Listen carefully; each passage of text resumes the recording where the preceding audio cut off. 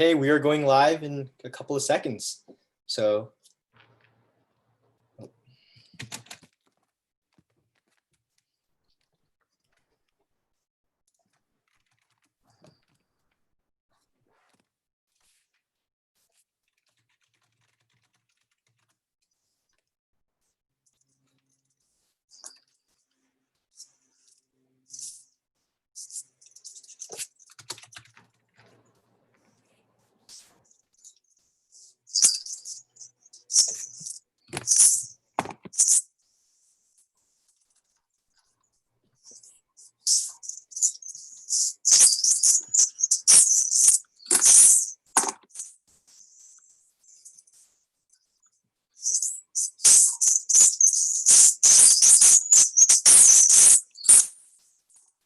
Sorry, we're waiting. I think there's a delay between when it goes live on YouTube because it's not showing.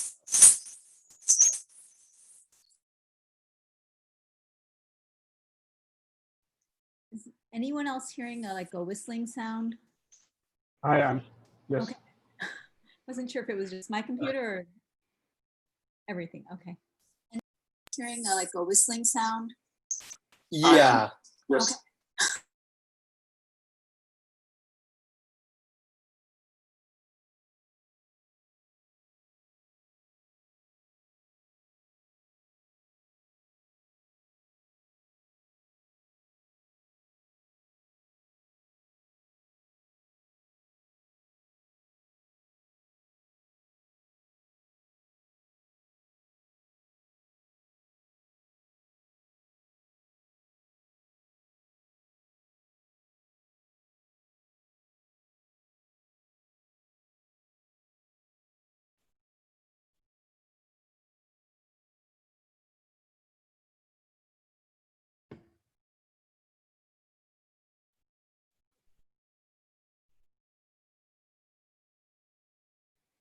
Yeah, sorry, I was saying there is a delay from the YouTube end, so I think it's starting to show up for people now. So the number is steadily climbing, so give about 2 more minutes and we'll start at 5:05.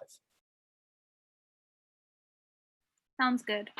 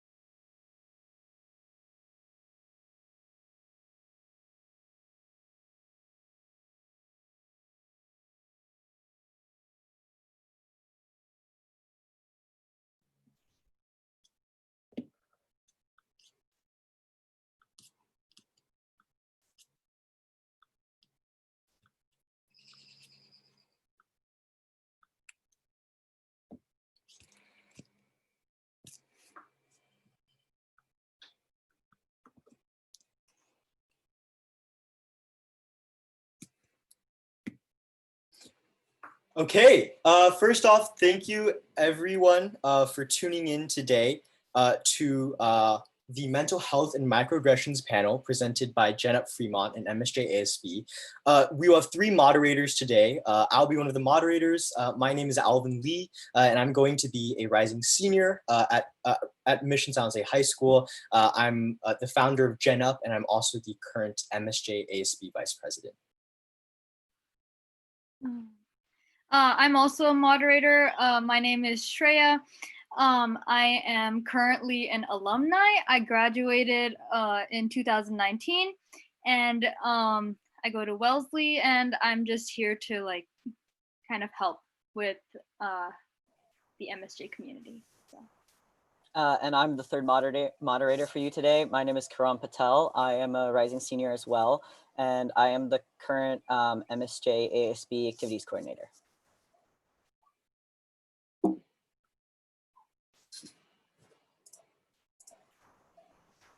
So to get started for today, we're going to share with everyone here tuning and watching a bit about the community guidelines and how this panel is going to be structured.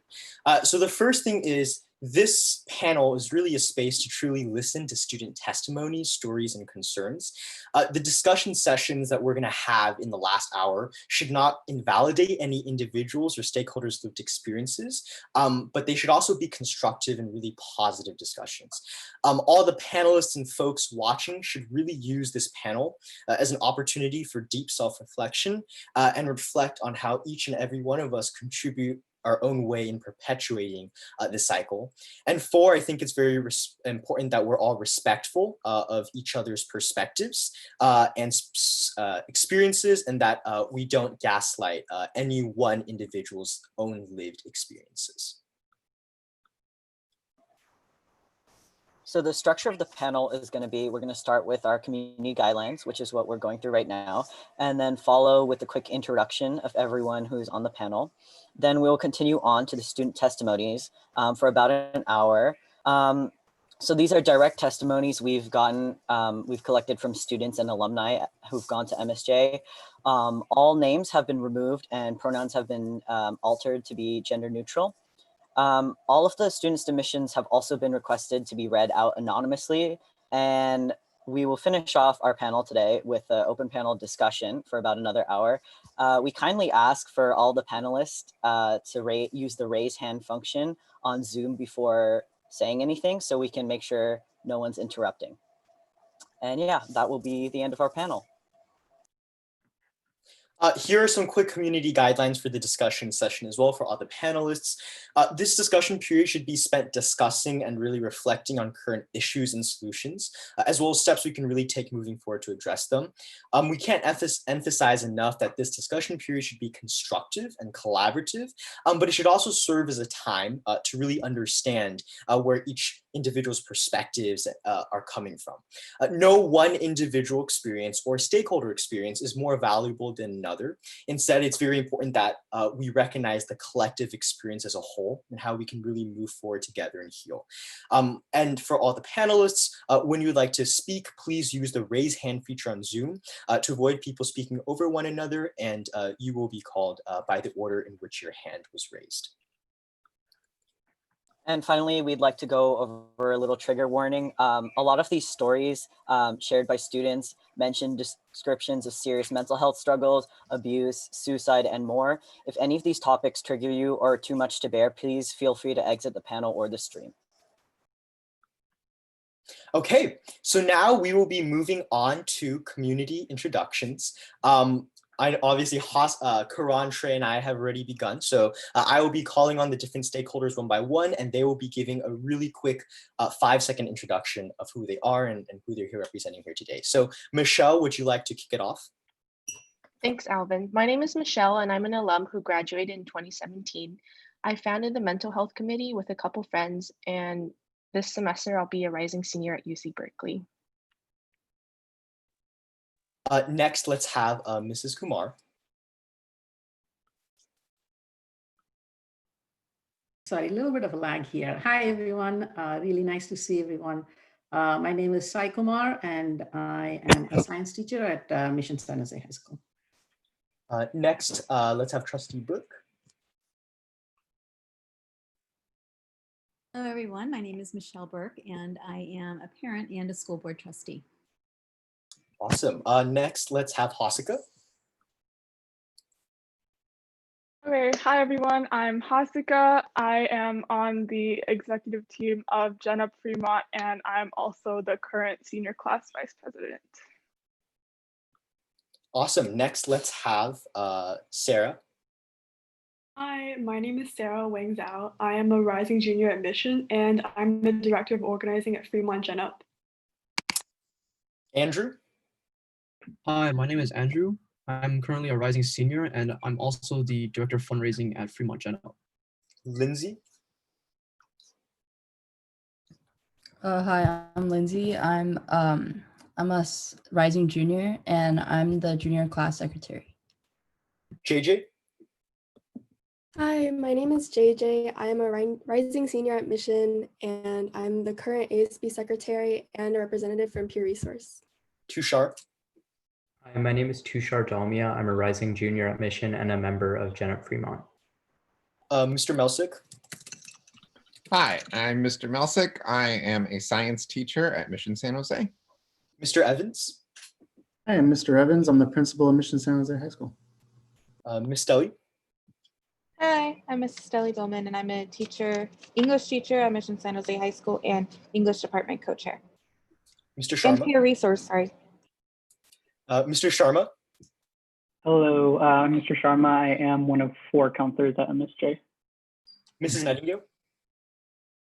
Hi, I'm Miss Gina Nightingale, Assistant Principal at Mission San Jose High School. Thank you for putting this on. Mrs. Rubin?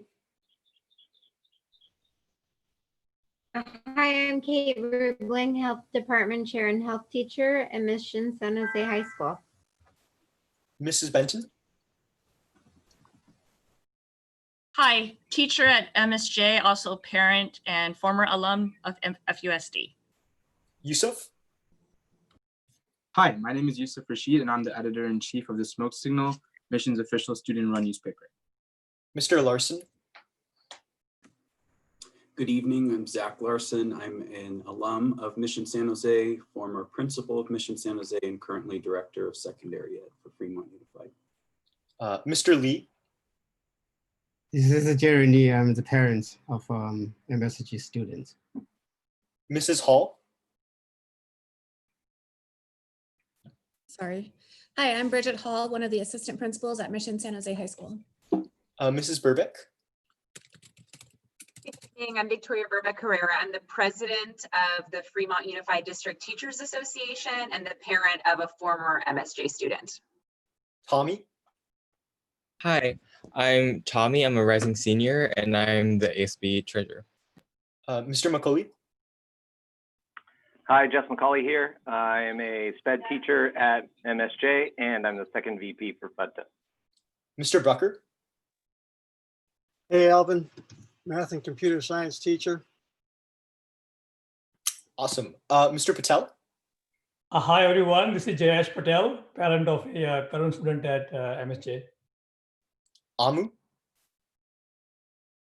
Yeah, hi, my name is Amulia, and I'm going to be sophomore class president next year, and I'm also on the Fremont Gen Up executive team. Sabrina? Hi, I'm Sabrina. I'm the editor-in-chief of the Smoke Signal, and I'm also the president of DECA. Karen?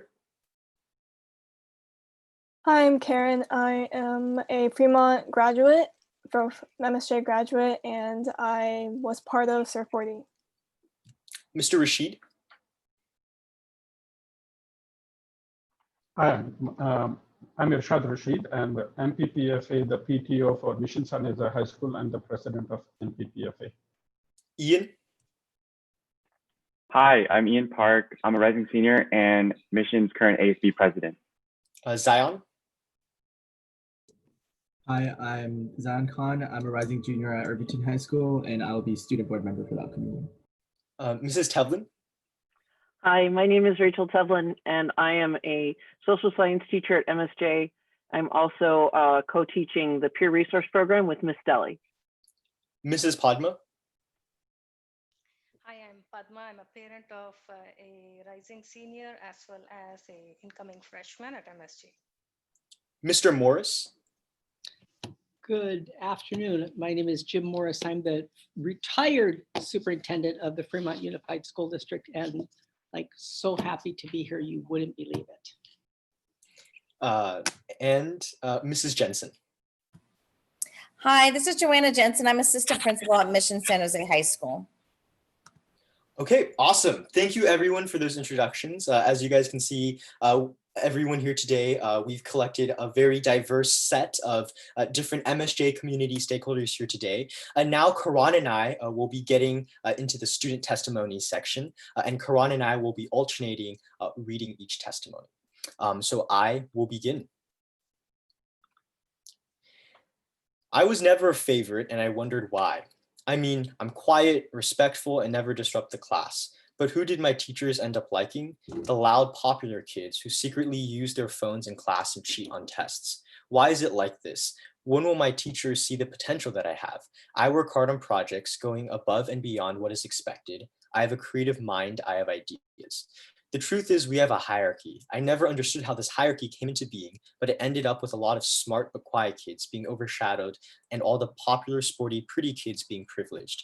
People think this is not a thing, that's all in my head, but I see it. I see the way teachers admire the popular students, how they actively engage with them and try to form good teacher-student relationships with them. Please, teachers, talk to the quiet kids. You know which ones I'm talking about. Not the ones who hate conversations and people in general, but the ones who participate and share ideas but are too shy to open up. Call on them, encourage and say they have good ideas. Make all students feel important. You guys have such an important impact on students, so use it in a positive, constructive way. I'm not asking to be a favorite, I'm asking to be seen. Please let me be seen. My teacher once talked about transgender people. I don't remember the context, but I do remember how they said they had some transgender relative and didn't understand those kind of people and why they would make that kind of decision. It hurt, but I didn't speak up. I am not trans, but I know that transgender people are valid and very real. I could not help but to think of whether there was a closeted transgender person in my class who heard that and how hurt they must have been and felt. Normally 10th grade English studies world multicultural literature, which focuses on literature from different cultures, their histories and values, and in some cases, the immigrant experience, which is incredibly relevant to many of the students. My teacher, however, announced to the class that they would not be following this because most multicultural literature isn't very good. We spent the rest of the year reading from the classical canon of literature, from the Greeks to Shakespeare and so forth. It seems to me that the entire purpose of the multicultural literature unit is to break down this idea and allow other perspectives, and students in other classes did seem to be doing that and actively learning from it, but we did not get that opportunity. To add insult to the injury, we were asked to buy the books ourselves since we were not using the standard curriculum. A particular English teacher at Mission caused a lot of stress for me the year I had them. They consistently made fun of me and other members, particularly male members of their class. I'm not sure if this was intended as sexist, but it certainly felt so. Additionally, this being an English class, personal interpretation was a large part of the class and its discussions. However, on multiple occasions, I would give my personal interpretation and they would either respond with a mocking tone of voice, indicating my interpretation was invalid, or just flat out tell me that I was wrong. This teacher also blamed their students for being too focused on grades and being too STEM focused, probably as a result of the stereotypical Asian culture. My experience at Mission San Jose has been one of fear, one that has been created by myself and reinforced by the environment I study in. When students are encouraged to not be nice and be sneaky about getting participation to emerge victorious and getting an A, there exists a problem. When people are denied recommendation letters, even after developing strong connections with teachers and demonstrating excellence in a subject, there exists a problem. When students feel pressured into collaborating with others between periods and are having nervous breakdowns on a regular basis, there exists a major unavoidable problem. I believe, however, that with this problem, there exists tangible solutions. One seemingly workaround is to not purposefully generate competition. This includes not saying things like, bring tissues for your tears on the next test. Nice people never succeed in life. Direct quote. Eradicating 5-minute quizzes, which do nothing but add fear to students. There are other ways to promote attention to detail than having students that may not work well under pressure take high-stress quizzes such as these. I suggest replacing these with projects, proofs, or presentations that encourage a student to think further about math and explore new things. Changing the end of your project. This gives a hugely unfair advantage to artistic students who may receive up to an entire letter grade increase by exceptional painting/crafting quality. Grades and recommendation letters should be based upon someone's understanding of the subject at hand and not art. Changing running up to the board for participation. This is dangerous and does not add any value to the class other than creating a feeling of stress that permeates the classroom. I've often seen students bring their own markers, answer warm-ups before class, and even make long sticks with markers at the end of them just to get participation, and they are egged by the teacher called being smart. If we can make this change now, the next generation of students will be able to find passion in the field without having to constantly watch out for students willing to stab them in the back. please be considerate about our students' mental health. Ever since the open letter to MSJHS came out, a ton of stories started to flood. And honestly, because of toxic mission culture, the stories seem normal to me. I hate, however, whenever I arrive to school ready for a new day of learning, the first things I hear about students complaining about their grades or how they did and got a 98% on a test and how their grade dropped. It makes me sad to listen to it. Inside, the class is worse. After tests, students ask each other how they did and what did you get. Students complain about how their parents are going to yell at them because they got a 95 instead of 100%, while I sit in the background with my 85%, which is acceptable to me. I don't like how students are always comparing about their grades. Mental health sucks here at Mission. The mental health panel the school did where the alumnus read stories was a good effort, but it didn't help. I've heard stories of suicide over how harsh a teacher was being. The mental health can be attributed to the culture wherever you hear the N-word being used every second. The casual racism in the culture here also sucks when Indians are called the color of crap and Asians are called dog eaters. Even if the school replaces all of that stuff, the culture and competitive environment will still be there. Hi, I'm a student at MSJ High School, and honestly speaking, there are some really, really amazing teachers at MSJ. Although this is true, I think there are a few that can impact students in a negative way. In one of my classes, I had a teacher who created a bad learning environment. It felt like this teacher would go out of their way to make school more stressful for the students. For example, labs had a special portion of the grade that changed based on how well you did compared to other lab groups. This made learning a lot harder since students would withhold information from other lab groups to try and give themselves a better grade. I always thought that such a policy was fundamentally against learning. This same teacher would also often say inappropriate things in the classroom, such as homophobic comments. For example, this teacher would often say, quote unquote, man should not marry man. This comment was repeated multiple times during their lectures. This teacher also made fun of their students to other classes. They would call students stupid or illogical because they were not able to do certain tasks during the lab. This led to an environment where many of my peers and I often felt too scared to do anything or ask questions. We did not want to be made fun of. This type of teacher should not be tolerated at MSJ. We should not be allowing teachers who shame their students, create a hostile work environment, and spout homophobic comments to continue hurting the students of MSJ. This next submission comes from a rising senior. In 10th grade, I was in the pre-calc / algebra 2 / trig course for math. I was fully capable of understanding the material and doing well in the class, so my level of intelligence was never the problem.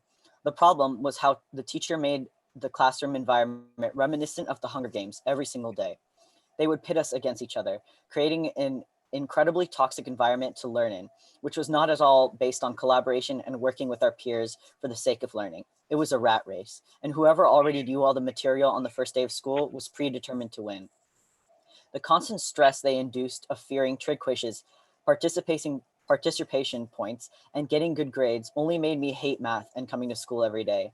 When I'd ask for help on studying techniques and for practice trig quiz problems, I'd be met with look for them in the book or just come up with them yourself.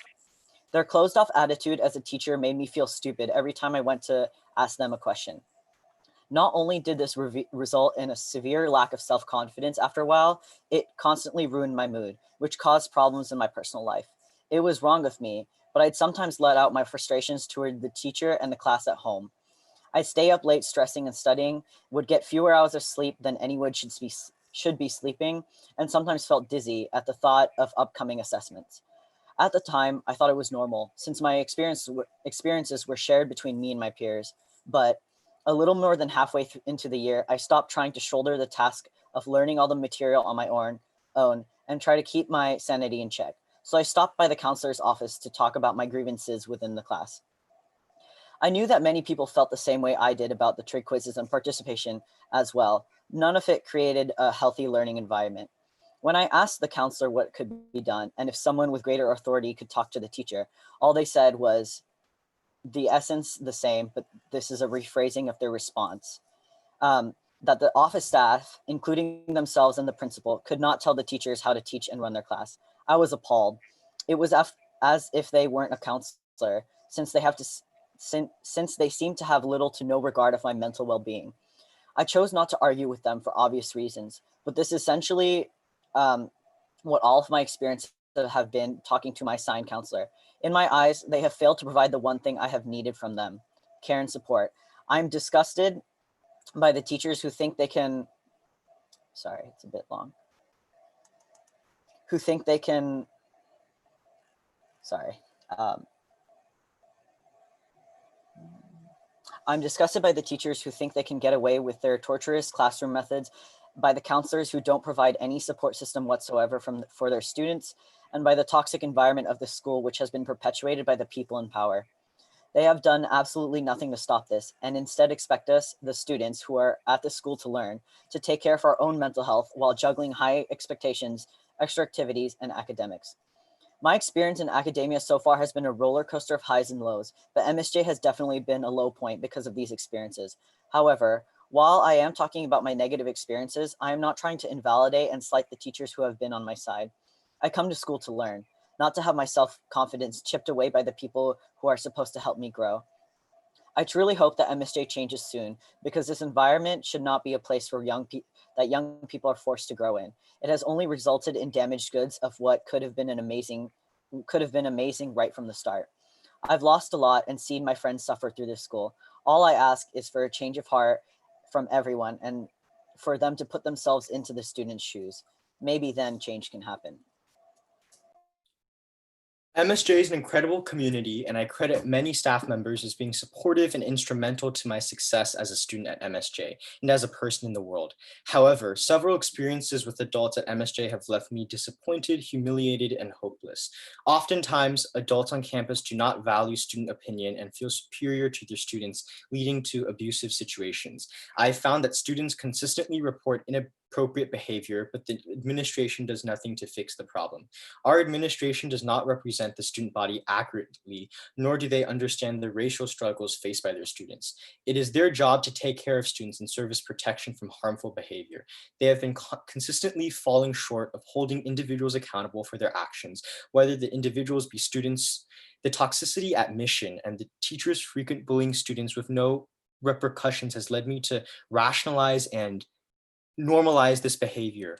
Only now that it has come to light are many of us realizing how awfully teachers have been treating students for years. Many teachers generalize and stereotype the immigrant community at MSJ or the typical mission student. This reinforces a negative idea of what a mission student is and who they should be. The entire MSJ community, students, teachers, and administrators alike, need to take responsibility for their role in perpetuating this stereotype. I look to the leaders of our school, the MSJ administration, to begin that movement. I hope that the adults, students, and parents in attendance are not using this panel to appease students and will actually take responsibility and bring about positive change in our community.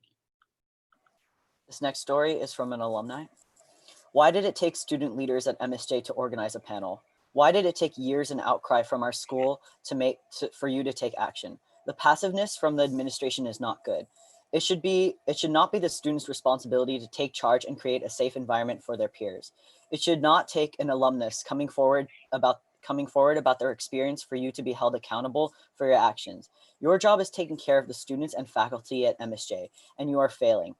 When you hear such an obvious message from your community, you should take action right away. We've heard nothing from you. We've heard nothing when the students took the courage to talk to you about their struggles and expected you to hold teachers in question accountable. We heard nothing when parents have brought forth their worries about the environment at MSJ.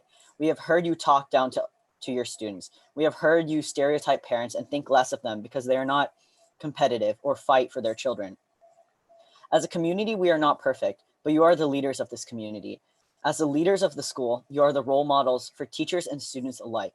The toxic culture and abusive actions at MSJ are not to be taken lightly. There needs to be an accountability, and it starts with you admitting that there is a problem. For the sake of your students who you spend years taking care of, do better. Personally, I have grown accustomed to the stress of Mission San Jose. With almost every kid striving to be the best, there is a constant competition. Now, although competition is beneficial among students, unnecessary stress put upon by students has become somewhat of an epidemic at Mission San Jose. Work is piled high every day of class, and asking questions has become a lack of paying attention, and every class has become a self-study period. AP honor classes should be an opportunity for a motivated student to challenge themselves and explore different subjects, which is the entire purpose of high school. Instead, they are treated as classes that only the smartest student may take, and if you cannot manage this class by yourself, you will be weeded out. The idea of an advanced class is a more in-depth, comprehensive engagement with students. There is more teaching involved with a harder class. The opposite occurs at MSJ, as folks preach to students and parents that it is a self-study class. Unfair opportunities are also adding to the unnecessary competitive environments. Students who are already better than some of the struggling students are given numerous grade boosting opportunities. Struggling students are often very demoralized by a teacher's comments, "You're not cut out for this," or "too bad," rather than giving them the help they need. Teachers put all the responsibility and stress upon the struggling student. Many teachers are not giving enough time to engage with students and counselors not giving the quality assistance that a high schooler requires. Talking about struggles in a class with a particular teacher is seen as complaining and a personal problem. Multiple times have I been told by a counselor that I should go and reason it out with a teacher directly. Reasoning with someone who has a personal vendetta based on some bias can be a tremendous challenge. Students are put under an immense amount of stress because they are constantly reminded that their academic failure will result in a life failure. This one comes from a rising senior. While reading 1,000 Splendid Suns in sophomore year English, my teacher made multiple comments about how I should know Arabic just because I am a Muslim. They also said, "You aren't religious enough if you can't speak Arabic." They also made fun of many of the names in the novel, mocking the correct pronunciations, and only laughed when I attempted to correct them. During my sophomore year, I took an accelerated math course, one that is notorious for its insanely competitive atmosphere. I understand that an accelerated class is more difficult and more rigorous / fast-paced, but I really think that this class was overly competitive and created a divide between students. Everyone was competing for participation points, and I know of students who lied in order to gain more participation points. The overall community in that classroom was toxic, and it honestly destroyed my love for math. Towards the end of my year, my mental health took a big hit because I honestly felt suffocated in that class.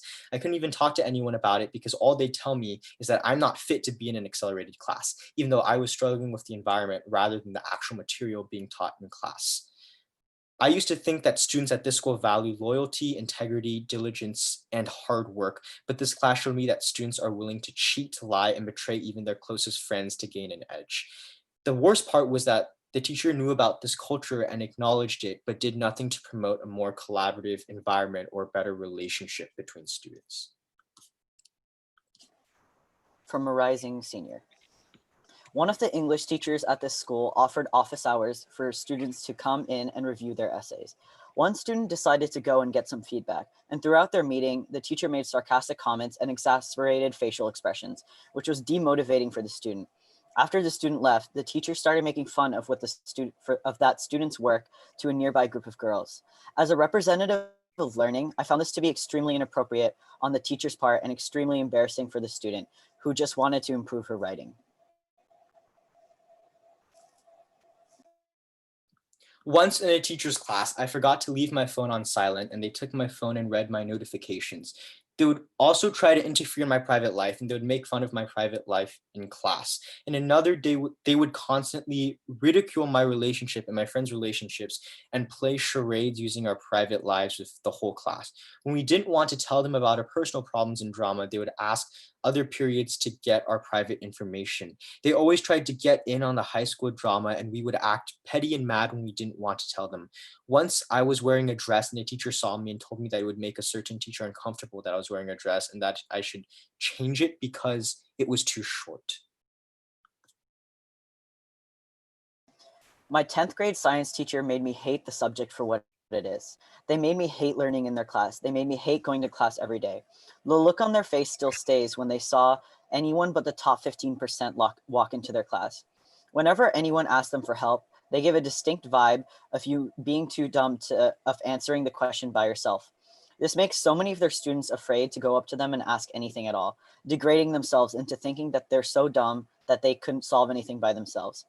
They rewarded their top students with extra points, and they did nothing for many of the students that are continuously struggling in the class. All in all, they were just an unhelpful teacher that did not care one way or other whether any student except their top few succeeded or not. One teacher that teaches a certain science class one time stated that men cannot be together during a lecture. Their exact words were, quote unquote, cations can't be with cations, just like men can't be with men, end quote. Of course, many people were offended by this homophobic statement, but didn't say anything against it because they had control over our grades and were too scared of this individual. They've said homophobic comments many times, and there are many people who are extremely bothered by the types of statements this individual has made in class. This comes from an alumni. I have a unique ethnic name. For all 4 years of band, the teacher would either refuse to make an effort to pronounce it correctly, even though I would correct her every time. In a class with 60 to 70 people, it was humiliating to sit there and have this teacher pronounce my name wrong and have the audacity to laugh. It only got worse as the year progressed. This teacher went from not being able to pronounce my name to mispronouncing it purposely to get a few laughs in the class when they knew that other students didn't enjoy the class much. At the time, I wasn't equipped with the knowledge of microaggressions and how harmful they could be. I was afraid to report or even complain about it because I didn't want to be a Debbie Downer and have peers think that I couldn't take a joke. I just want to tell the current MSJ students who face a similar struggle to not let anyone disrespect the name your parents gave you. If they can pronounce Tchaikovsky, they can pronounce your name.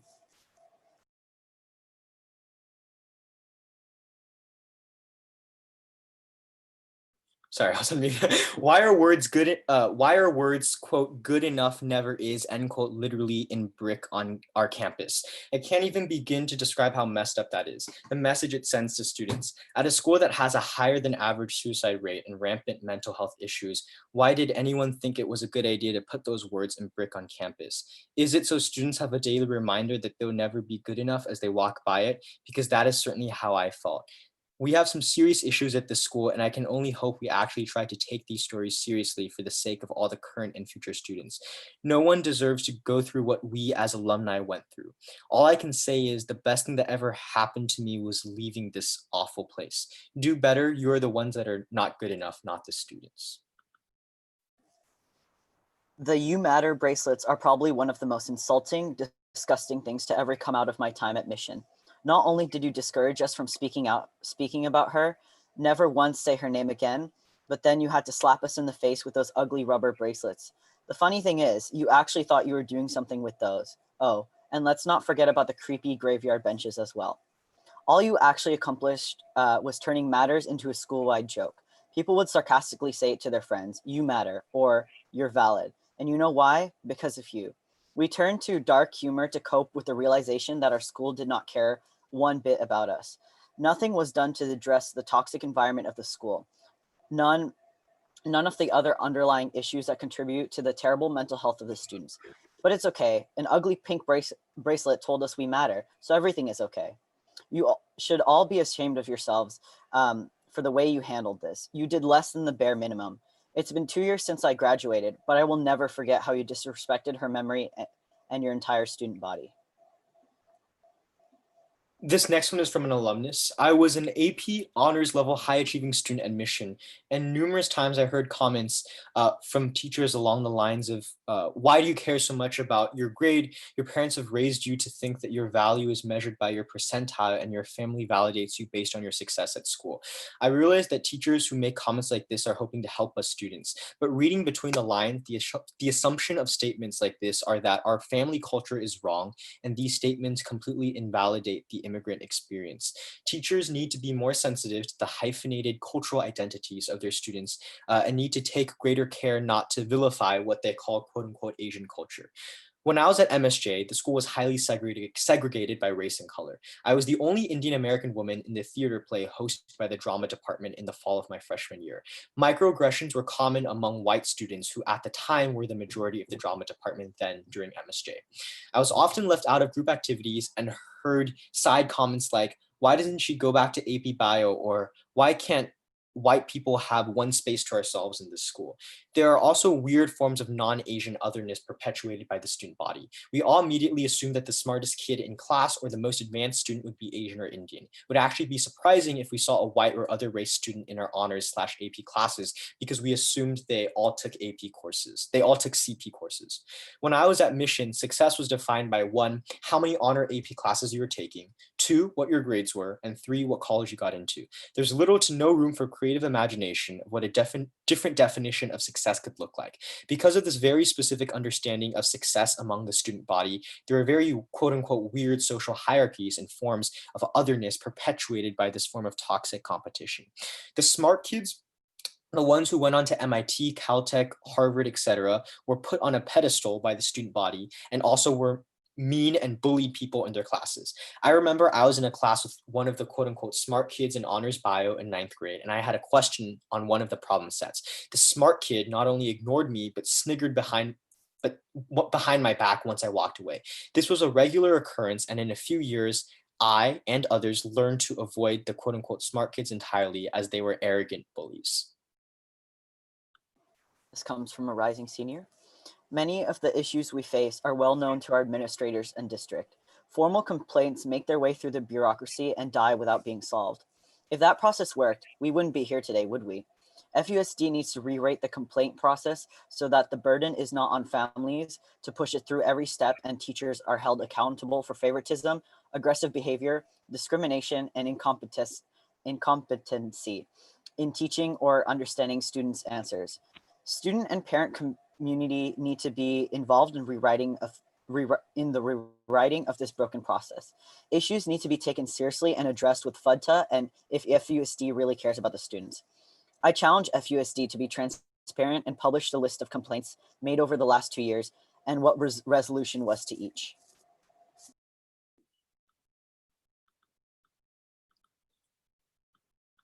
I have always struggled with my mental health from the start of high school. This was all due to unnecessary stress from teachers encouraging the competitive environment and the trauma I experienced playing high school sports.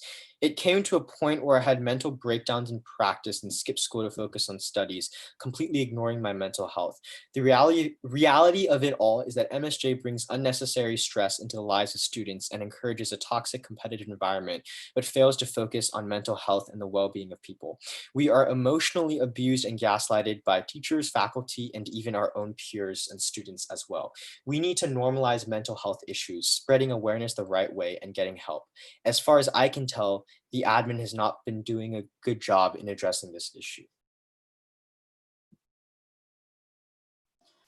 This comes from a rising sophomore. I think it is absolutely disgusting that the same teachers that berate us for not being competitive and elitist about grades are the same teachers that fuel the fire. Not only did one of my teachers show blatant favoritism towards the students in their honor classes, they made the curriculum of the honors class indistinguishable from their CP class, if not easier. This class was a while ago, but I'm 99% sure they canceled their exam for honors that CP had already taken. Assignments that never ended up counting towards the grade book, not knowing if you were going to walk into class one day and end up on the teacher's wrong side because of discussions that you were required to participate in. All of this led to the stress that could have been easily avoided if the teacher had actually predicted what they preached. As easy as it is to blame teachers for the stressful and toxic atmosphere at MSJ, the real issue stems from parents and students themselves. Obviously, I've had teachers whose classes should be less competitive, but in my 3 years at MSJ, the majority of the pressure and stress I felt was from other students and my parents. We have been conditioned into thinking this is normal, that taking 12 APs in high school is normal, that if we don't get a 1550 plus on the SAT, something is wrong with us. We are so focused on getting the grade that we lose sight of learning and enjoying the material, and it is understandable that this frustrates teachers. Hearing students share scores and slyly ask about a classmate's extracurriculars fuels the environment of comparing ourselves to one another. And there were very few days junior year where I didn't feel like I wasn't good enough. The pressure to achieve high in school and also play sports, join clubs, participate in competitions, engage in some kind of leadership, partake in summer programs, etc., is a lot for a high school student. Wanting your kids to be successful is good, but this is taking it too far. We need to take serious steps to hold parents and students accountable, as well to prevent this from happening to future generations of kids. As a graduating MSJ student, I'm deeply concerned at the current cancel culture exhibited by the MSJ community, especially when it comes to teacher collaboration. Restorative justice will and always be the best way to approach and address problems. A lot of the current environment is perpetuated by student mindsets as well. I agree, teachers play a role in it for sure, but so do the students. What do you expect the teacher to say when you ask for if an assignment counts for a grade repeatedly over and over again? As students, our foremost job is to learn and grow. If you are truly interested in the material, you wouldn't care about whether it was for a grade or not. You would just do the assignment regardless. Imagine you put all your time and effort into creating a curriculum to teach your students because you are passionate about teaching, and your students' response to all this hard work and dedication is, quote, do these assignments count for my grade, quote.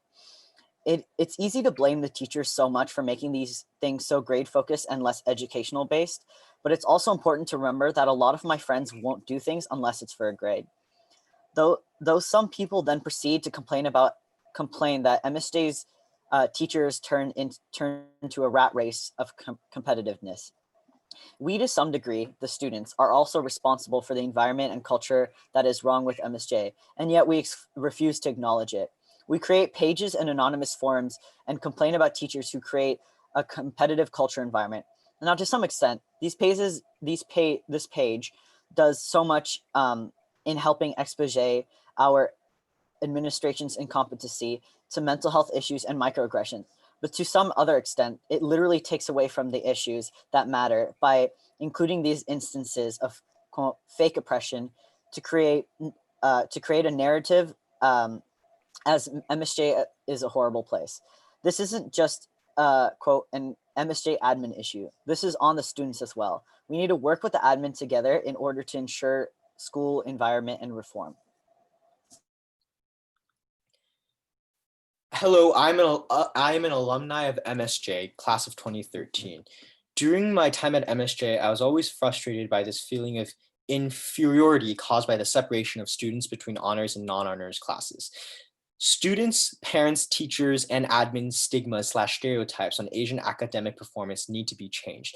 There was always this unspoken hierarchy where honors and AP students ranked above those in AP courses. I was mostly in the CP classes, and in the first class every year, I distinctly remember the teacher would always emphasize how our material was easier than the material taught in honors classes. At times when I didn't understand the material and asked a question, I would be questioned as to why I didn't understand such easy material, which instilled a fear of asking for help and only worsened those feelings of inferiority. It wasn't until 11th grade when I took my very first honors course that I realized the difference in the quality of education between the classes.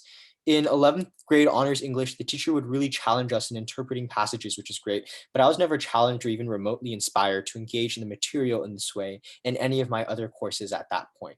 It was as if they didn't even care. In that moment, I felt as though the system had set me up for failure, that I would never achieve my lifelong dream of becoming a veterinarian.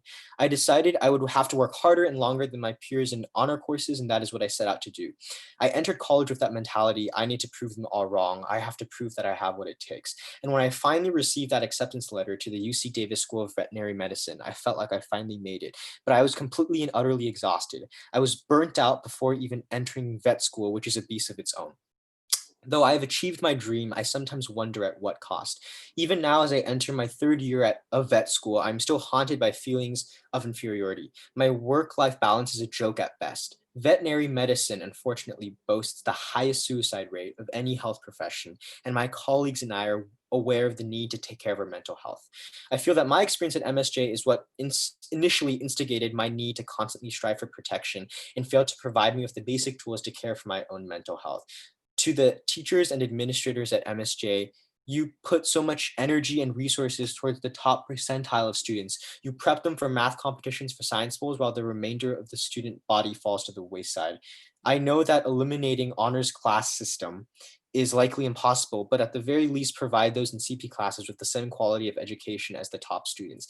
Get them excited about what they're learning, build them up. To the current students at MSJ and CP classes, you are no less competent than your peers in honors classes. You will be successful, you will achieve your dreams. Never let anyone, whether they be a student, parent, teacher, or administrator, tell you otherwise.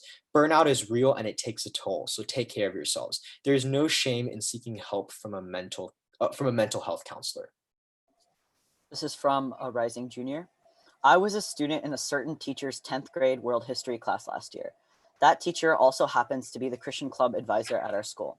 They constantly made remarks in class such as, quote, Islam deserves to be criticized, that LGBTQ plus people were oversensitive snowflakes that were just going through a phase, and referred to their own wife as their, quote, hot Oriental wife. I don't know any situation where saying that would be appropriate in a classroom. They also made it a point to purposely misgender a trans student in our class and call him by his dead name and use the wrong pronouns. This teacher has also made several comments towards students that are borderline racist and sexist. Mental health at Mission San Jose was the biggest challenge of my life. I struggled with mental health when I was younger, but I didn't seek help until I was recently forced to. To be honest, I wasn't even sure how to ask for help, but everything was changed freshman year. As a freshman, I found myself crying in my classes without understanding why. I felt stupid. I became an introvert. I'd given up on the goals and the dreams of my life. I wasn't interested in any school events. I gave up my values to work hard in the school, and I felt like no one even cared or understood. It felt like the clouds would just rain on me forever. I had nothing to look forward to in life anymore. What was I supposed to do? I was alone. I was hopeless. So like so many others in their suffering, I contemplated suicide. It got so bad that I tried acting out some self-harming behaviors. Thankfully, it was not life-threatening, but at some point I was taken away by police and paramedics and who led me away into a crisis center. I was horrified by my mental illness for driving me to that breaking point. I would not realize until many months later that getting put in touch with health professionals was such a blessing in disguise. Over the course of my fight with depression, a handful of kind people who could deeply relate to my suffering began to show up in my life. Most notably, my cousin, that I never felt close to, tried very hard to gain my trust, even when it was awkward and I didn't feel like talking to him. I didn't understand why he would even keep trying. I discovered my cousin himself is a recovering alcoholic and addict who lived through 12 years of clinical depression and suffering. By constantly showing up week after week to do interesting things together, he was able to convince me that there is always hope in life. He even showed me examples of recovering addicts by taking me to Narcotics Anonymous meetings. I was surprised to see that these addicts, once complete strangers, were giving each other hugs and mutual support. Nobody ever gave me hugs. I'm an only child, and my mom and dad didn't come from that kind of culture. In these meetings, they talked about feelings and shameful secrets that people normally don't talk about.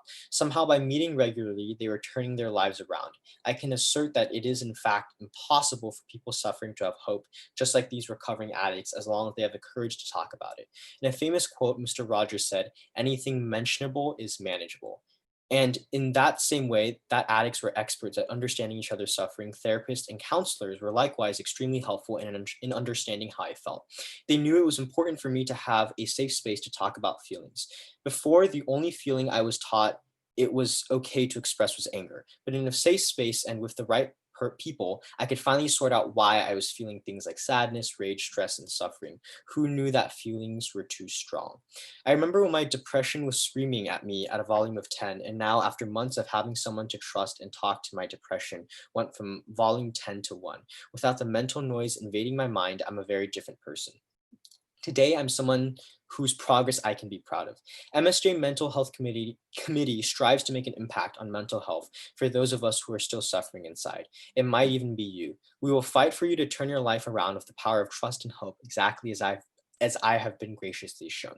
When I was ready to give up, when I was too broken to go forward, when I was alone in the darkness, when my heart was heavy in a black hole of pain, my counselor, therapist, family, and friends, they all let me borrow their combined hope and strength to fight my mental illness. Without any one of these lifesavers in my support group, I wouldn't be here today to extend my hope and strength for any of you that face mental health issues. I know how it feels to be alone, and I want you to know you don't have to be alone anymore. My parents mean well and will do anything for me. However, sometimes they stress me out. They want all A's and want things done as soon as I am told. They think I don't communicate. While it would be awesome to have all A's, it is very hard, especially at Mission, where we are tested and graded harder than other schools in the city.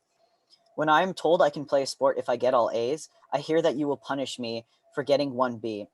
It may help if you can hear from some of our alumni who didn't pile up on APs or get all A's and are doing very well at college and work. If you ask me to do something, give me some time, as I may be in the middle of something or want to be treated like an adult. We may actually have nothing to report when you ask, how was your day?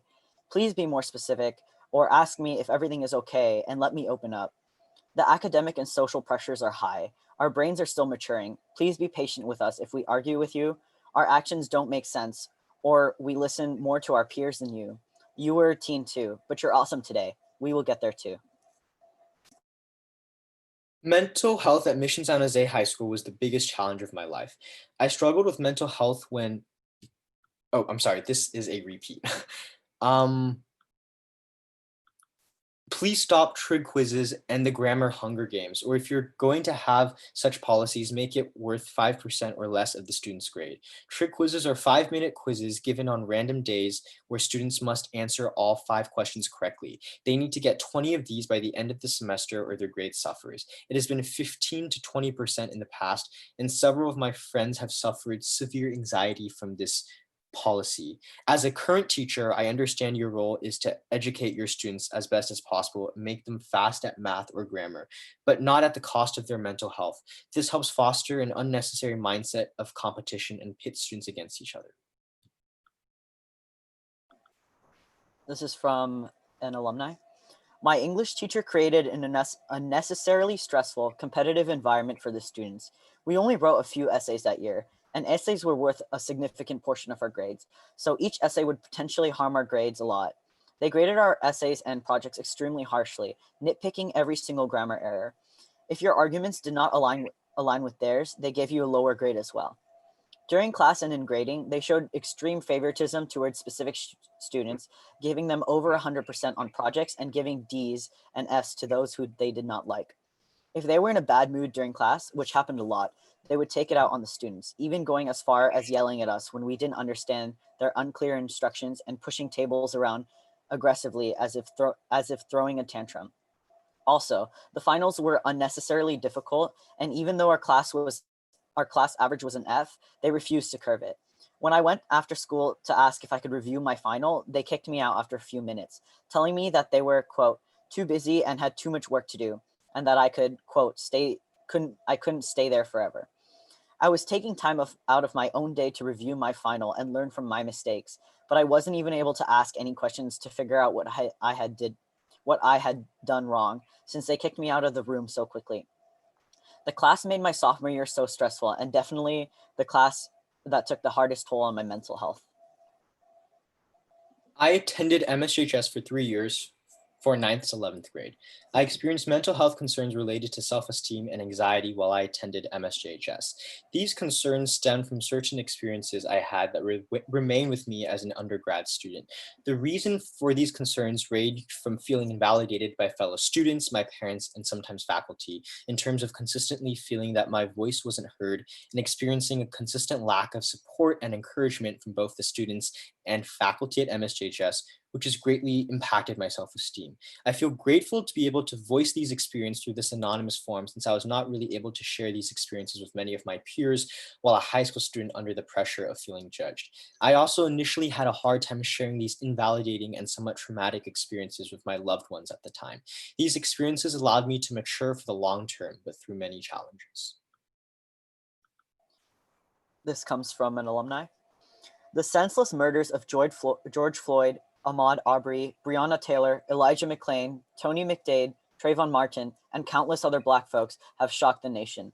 These murders have reaffirmed the reality that systematic racism exists in every community. These murders remind us that we must commit to actively being anti-racist in order to dismantle the centuries of systematic racism that continues to oppress our Black, Indigenous, and people of color communities. We are a concerned group of Fremont FUSD students, teachers, alumni, parents, and community members. We recognize that systematic racism is a reality at FUSD schools. Although 89% of FUSD students are non-white, only 34% of FUSD students are non-white. Only one of FUSD grade 7 to 12 core novels, 5%, is written by a non-white author. Black students in FUSD are 3.4 times as likely as white students to get suspended. These racial inequities in our educators, curriculum, and disciplinary actions actively harm by POC community members by perpetuating systematic oppression within our educational environments. One of the most sustainable ways to enact structural change is through education. As an educational community, we must commit to learning and teaching the realities of race and systemic racism in America, California, and Fremont. We must additionally actively embody anti-racist principles for ourselves and our students. Towards the end, we strongly request that FUSD take steps to integrate anti-racist practices throughout all grade levels and academic subjects through their pre-K-12 curriculum. Form a diverse committee of students, teachers, parents, alumni, and community members to oversee the process of integrating anti-racist practices in FUSD. Committee members should represent every attendance area and span the pre-K through 12 grade spectrum. In the spirit of transparency and accountability, the committee must release plans, timelines, and progress on accomplishing the following points with the greater Fremont community.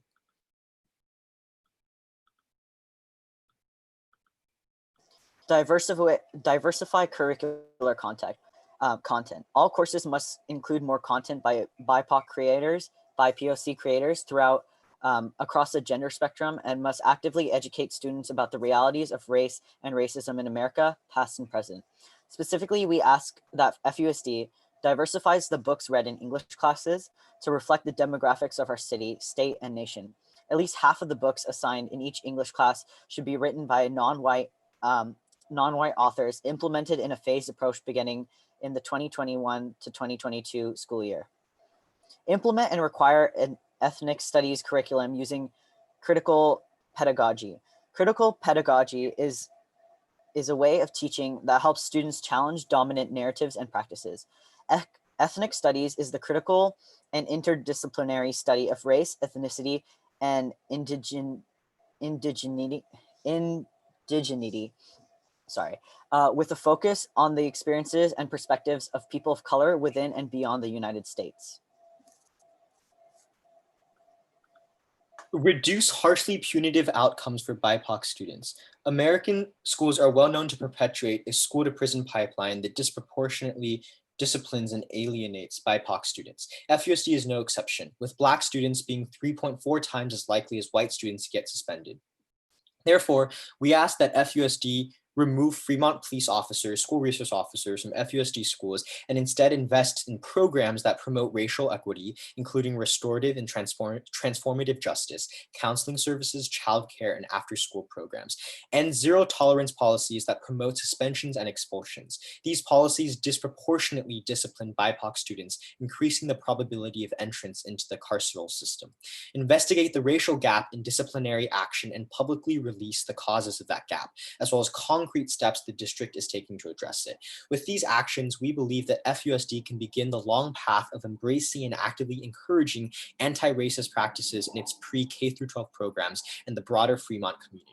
We believe these steps will help FUSD achieve its mission to provide equitable opportunities to educate, challenge, and inspire students of all ages, talents, and ability levels, and we look forward to continuing to engage with FUSD as they move towards these reforms. As someone who went to school, this is from an alumni. As someone who went to school in the MSJ area from kindergarten, I was unable to graduate from MSJ because of how harmful the environment was.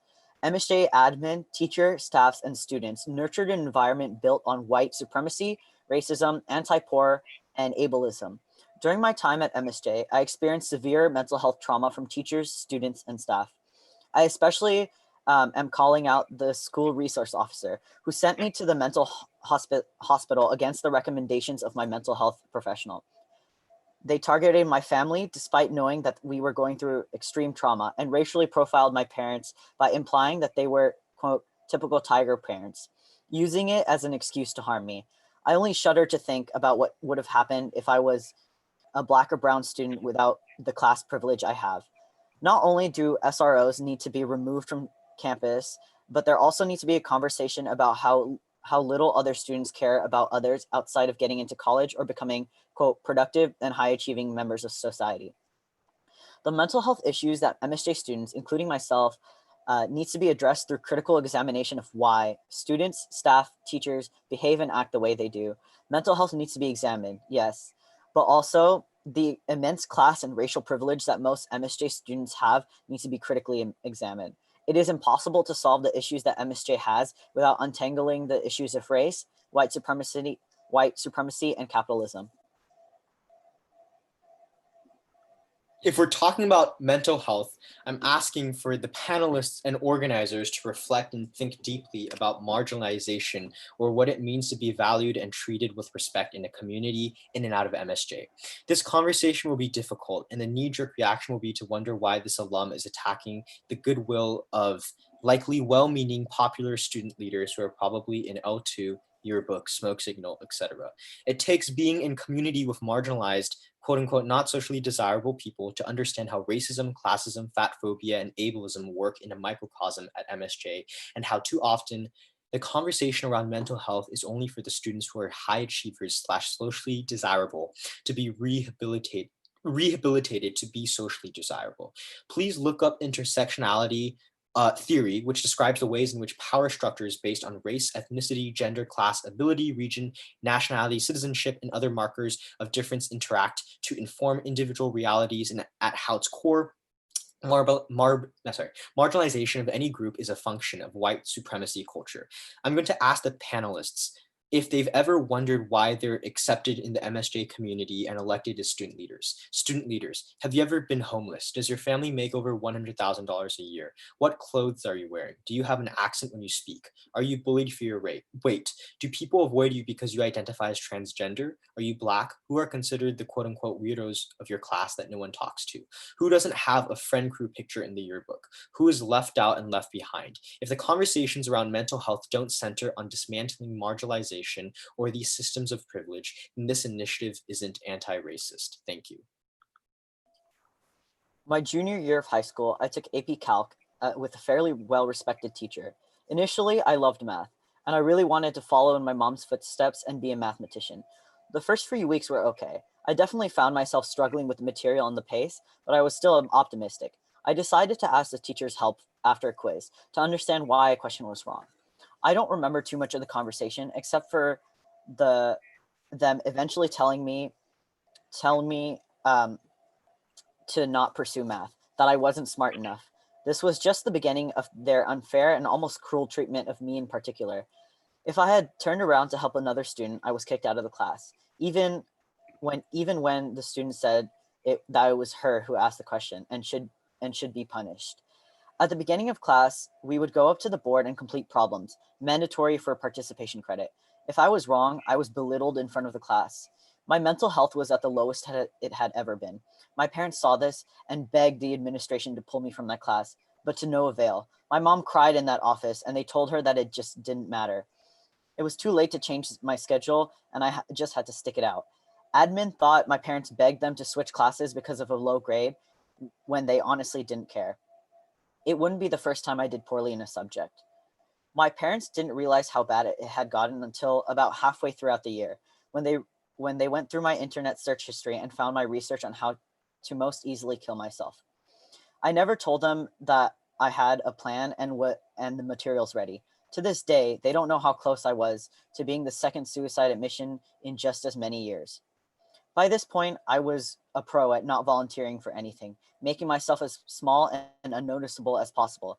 I refused to ask anyone for help during class hours, and I very rarely spoke. My parents, after discovering my intentions, allowed me to take a slew of days off with my mom working from home to recuperate and work on my health. MSJ has a very palpable indifference to its students. The teachers and administration do not care about the well-being of their students, and that is incredibly painful to see. I regret attending this high school and will continue to deter friends and family from making the same mistakes that we did.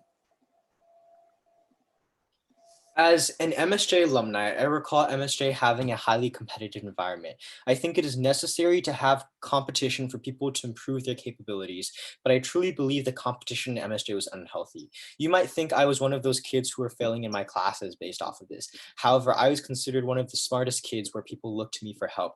I was a teacher's pet in a lot of my classes and so on, so I shouldn't have anything to complain about, right? However, the competitive environment in MSJ made people compare themselves to one another, and in turn made kids lose self-esteem in themselves and convince students that there is no other path besides being a doctor or lawyer, etc. That is not truly the case though. There's no right or wrong path, and we shouldn't convince students to think that way. Competition is okay, but unhealthy competition is not. Students shouldn't have to feel this negativity even after they leave MSJ. Rather, they should be able to look back to MSJ and smile. Competition is okay as long as it's healthy and where students should be supporting one another rather than always comparing themselves regarding their grades or achievements and trying to bring each other down. It's no secret that Mission's environment is unnecessarily competitive and toxic. In the status quo, the negative stigmas surrounding Mission are understandable, but it doesn't have to be this way.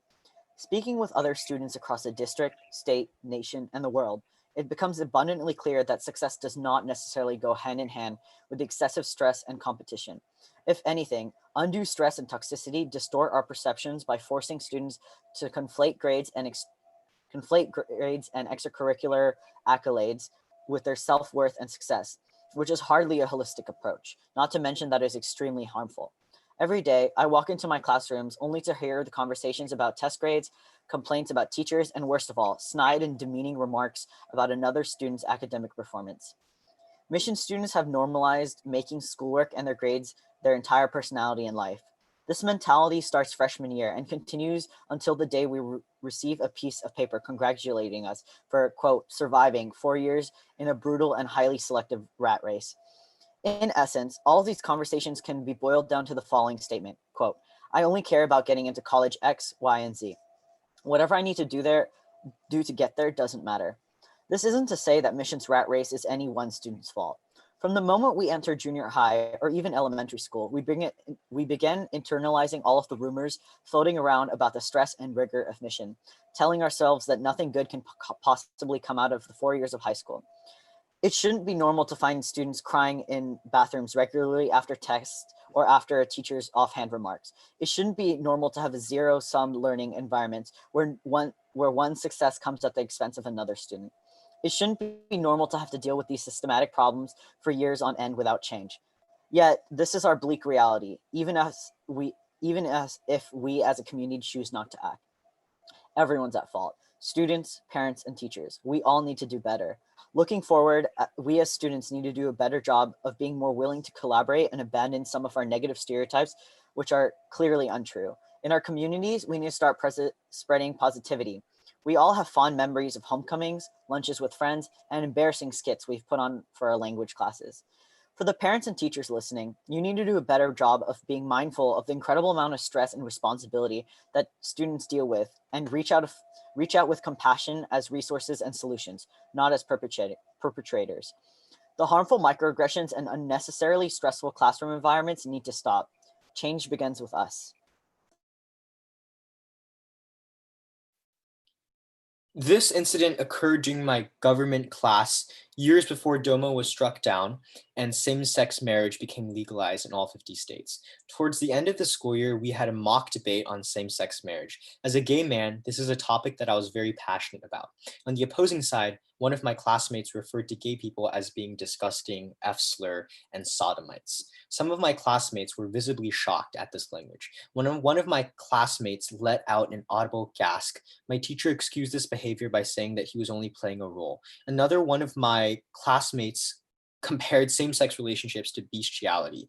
While I'm not angry with this teacher, I do strongly feel that this exercise was highly misguided. The civil rights of a marginalized group of people should never be up for debate, and the language used by students during this discussion was very inappropriate, bigoted, and inflammatory. In my sophomore year, I had an honors chemistry teacher who showed extreme favoritism and was unnecessarily harsh on students who made mistakes. They had clear favorites, and was often very dismissive to the students they didn't view as smart. It was difficult for students who they didn't like to ask them questions because they were cold and uninterested when they approached them. However, when their favorite students asked them questions, their face lit up and they were excited and animated to talk to them. They chose students who they saw potential in and went out of their way to nurture them, but failed to see that all students have potential, even if some need more guidance than others. They were unnecessarily harsh and critical to students who made mistakes in labs or couldn't answer questions. They told classes they were stupid, and if a student asked them to repeat a concept they explained in a lecture, they would criticize them for not listening the first time and ridicule them in front of the entire class. Small mistakes students made in class made them unnecessarily angry, especially during labs. Their rage would make students incredibly nervous during labs and hesitant to contribute within their lab groups. This anxiety led to students making more mistakes, which angered this teacher even more. In class, I didn't feel comfortable speaking up or sharing my ideas because the environment they created shamed and ridiculed students for making mistakes instead of encouraging them to keep trying. Whenever the teacher asked questions to the class, very few students would even attempt to answer it because the majority of them would be too scared to get it wrong. This lack of participation made the teacher angry and frustrated, often on a daily basis, which would lead to more demeaning comments. To a small handful of students, they were an amazing teacher who inspired and provided valuable guidance. But for the majority of the students, being in the class caused fear, stress, and a low self-esteem. They are fully capable of being an inspiring teacher, and I hope that this panel will convince them to rethink how they view their students and their teaching methods. My name is Justin Shaw, MSJ class of 2011. I'm an alum, so my recollection is not as clear as it used to be. When I was a student, I remember feeling there were a few teachers and substitutes who should not be in the business of teaching, or who should at the very least rethink their approach to teaching. I want to be clear. I believe that the majority of teachers genuinely care about their students and really make an effort to teach well. But it was a plain fact for me that unfortunately, when I was at MSJ, a few teachers excessively brought down the average. Ultimately, no one is perfect, and I do believe that intentionality matters. I'm a rising junior at Mission San Jose High School, and for the past 2 years, I have observed and experienced microaggressions by teachers and faculty that turned Mission into an unnecessarily competitive and unsafe environment. My chemistry teacher contributed largely to my stress last year.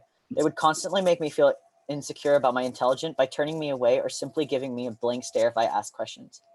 They would also refuse to help us on labs, insisting that we needed to figure it out on our own, but then lower our grades significantly if we made errors. They often called out students who scored lower than others on tests and justified their actions by saying that they were preparing us for life after high school. My math teacher would often bully students they didn't like to the point of tears and making fun of them when they got an answer wrong in front of the entire class, mocking them or yelling at them without reason. These students had usually done nothing wrong and only had a little more trouble understanding concepts than the rest of the class. This teacher would crumple up student papers or rip up tests, seemingly for no reason. They also mocked us for having mental health issues, blaming it on the quote mission mentality and a need to feel stressed. These are only a few of the harmful instances I have seen at Mission, but I think that my experiences illustrate how much certain teachers have negatively impacted students' mental health. I believe that administration needs to have more control over their teachers. In the past, I have seen no evidence of the administration trying or to stop or even acknowledging the abusive behavior of their teachers. I hope that my experience has given some insight on what needs to be done in order to promote a safe and effective teaching environment.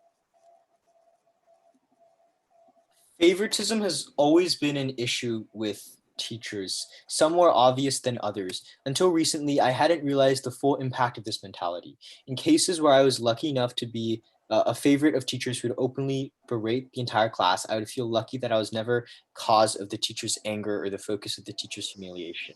I was always anxious to keep good relations with these teachers. In classes where I wasn't a favorite, I would myself yearning to be the favorite and cursing myself when the teacher looked down on me for not being successful in the class. Regardless of where I stood with teachers, I was never able to truly relax in the class. There were only two teachers that I was able to fully feel at peace with. Our last story comes from an alumni. When taking a class meant for ninth graders taught by a teacher also teaching AP level classes, the students were held to an AP standard of rigor and work. The students jokingly would refer to the class as an AP class, but through complexity of the setup for class, it was essentially an AP class. The tests were set up to a high standard, so a majority of students would do poorly, and the curve would often be the total points being set to less than the highest scores. This led to the most well-performing students regularly getting above 100% on tests and then getting publicly applauded for doing so. The other students were often told to do better and to perform as well as the top students. And the teacher would regularly say that if there were students with above 100% in their class, it was the fault of the students for doing poorly. The stress and pain caused to the students in this class is no fault of the well-performing students. They were simply rewarded at the expense of the other students in the class. The teacher is known to cause the most unnecessary competitive learning environment. Years later, this teacher still affects how I personally look at the education system. People have joked about wanting to get out of taking a second year of classes with them due to emotional trauma. But please imagine how real this trauma is when you're actively made to see a fellow 14-year-old as young as your direct competitor to succeed in your first year of high school. As with most classes and many teachers at MSJ, this teacher's name is almost worn as a battle scar, having suffered through that class. When teachers speak to each other saying they've had a class with this teacher, they say it to express that they've suffered in many of the same ways. Unfortunately, this teacher is also one of the truly competent educators at MSJ, so all of these issues are ignored and pushed aside with the simple phrase, quote, well, at least they can teach. So thank you everyone for listening to the student testimonies. We're now going to be taking a 10-minute break. Andrew will be putting a timer on the screen and we will all regroup and come back from the break for the community discussion. And the purpose of the community discussion is now really moving forward and healing and finding constructive ways we can all really move forward now that we've heard and validated these powerful student testimonies. So we will all regroup in 10 minutes. Thank you everyone for listening so far.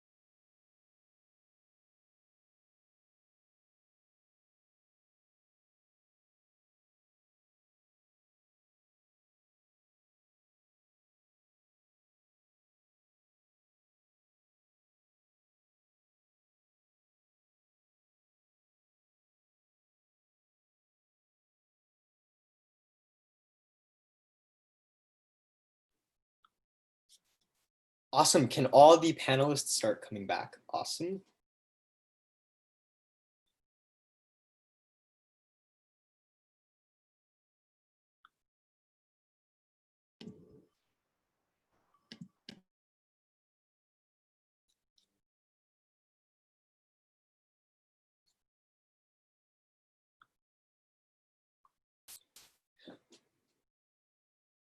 Okay, awesome. So we now have a lot of time, specifically to 8 o'clock, to really spend time on the discussion parts moving forward. Now, just to be clear, the purpose of the discussion is not to right past wrongs.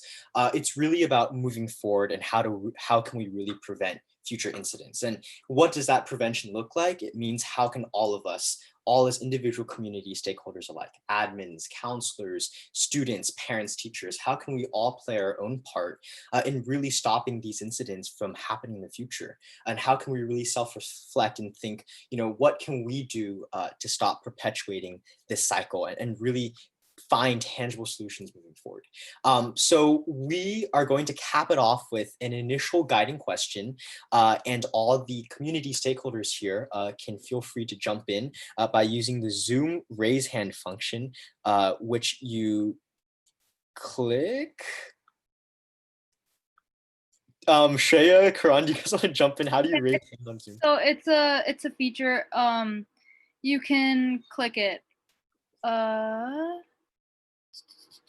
So I think you just click participants, and if you're not a co-host or host, you'll see a bar of options, and one of them is raise hand. Yes. Awesome. So let's get right to it. So the first guiding question is, from the stories we've heard, it's clear that every single group has contributed to this culture at MSJ. Would someone from each group be willing to share how their group has perpetuated this cycle at MSJ? Ian raised his hand first. So Ian, would you like to go first? Yeah, so as a rising senior now, a common trend that I hate to see is there's a lot of distrust between students, parents, and teachers, but I want to focus more on my experiences as a student. So I think that a big part of the problem is the fact that a lot of these issues like stressful learning environments and the toxic culture at Mission have become so deeply ingrained within everybody's minds that nothing's changing. So essentially we have a vicious cycle where just one thing leads to another, and the problems we're discussing now are problems that have been persistent for decades. And as some submissions mentioned, for students specifically, we're almost forced to think to ourselves, I just need to get into this good college and I don't care what I have to do to get there. And that's something that I felt myself, and I know a lot of my peers have experienced as well. But this is really problematic because over time, I think students have come to conflate stress and unhealthy competition with success, which creates sort of almost a hierarchy among students, thus leading to toxicity. And that also leads to a host of other issues. Mr. Evans? Yeah, first of all, I want to thank all of those for sharing those stories, and it's been incredibly enlightening. I think one of the issues that we've had as an admin is the communication part and the process. I think part of the issue for students and parents, I hear this all the time, is they don't know the process. They don't know about the fears of going to their teachers and talking to their fears. And so I think that the communication, sharing the way that things work and how we can communicate with each other, and breaking some of these fears and mistrust that we have is very important in moving forward. And so the next step is looking at coming together, like Ian and some of you and the students have said, bringing student, parent, staff representatives together on a regular basis to talk about what's preventing kids from speaking up and why is that? And then looking as the staff as what are we doing to make kids afraid of coming to speak to us? So we really got to do a better job of transparency and communication. Mrs. Benton? You're muted. Okay, so just to clarify, the question you're asking is how us in our role has perpetuated the environment at Mission, correct? Yeah. Okay, yeah, so I think one of the things that I've been thinking about a lot lately since really, the incidents with George Floyd and the protests and stuff, is how I've become very complacent with my own sort of understanding of the racial issues that happen around us. There was a time when I think I was a much more sort of active and aware and very sort of proactive about making changes. And over time, I think a lot of times we just get comfortable and we assume that we're doing our best.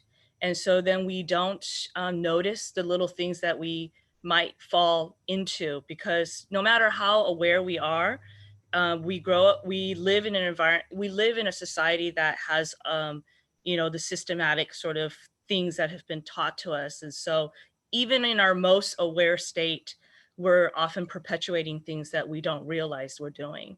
So I can think of incidents in the classroom that where I said things and looking back, I know that it was, not probably in the best light, and students have called me on it. And I've always felt that I try to promote an environment where students can call me on things when I say stuff, and that we can talk about it. And those are the successful times, right? But I think about all those moments where maybe I did say something and somebody did not call me on it and maybe didn't feel comfortable. And those are the moments that I fear, that those kids walked away angry and walked away never resolving the issues with me. And I continue on in my sort of obliviousness. And so I guess based on all this that has happened, I just really want to make a more concerted effort to be active in trying to make changes. So, yeah. Sarah?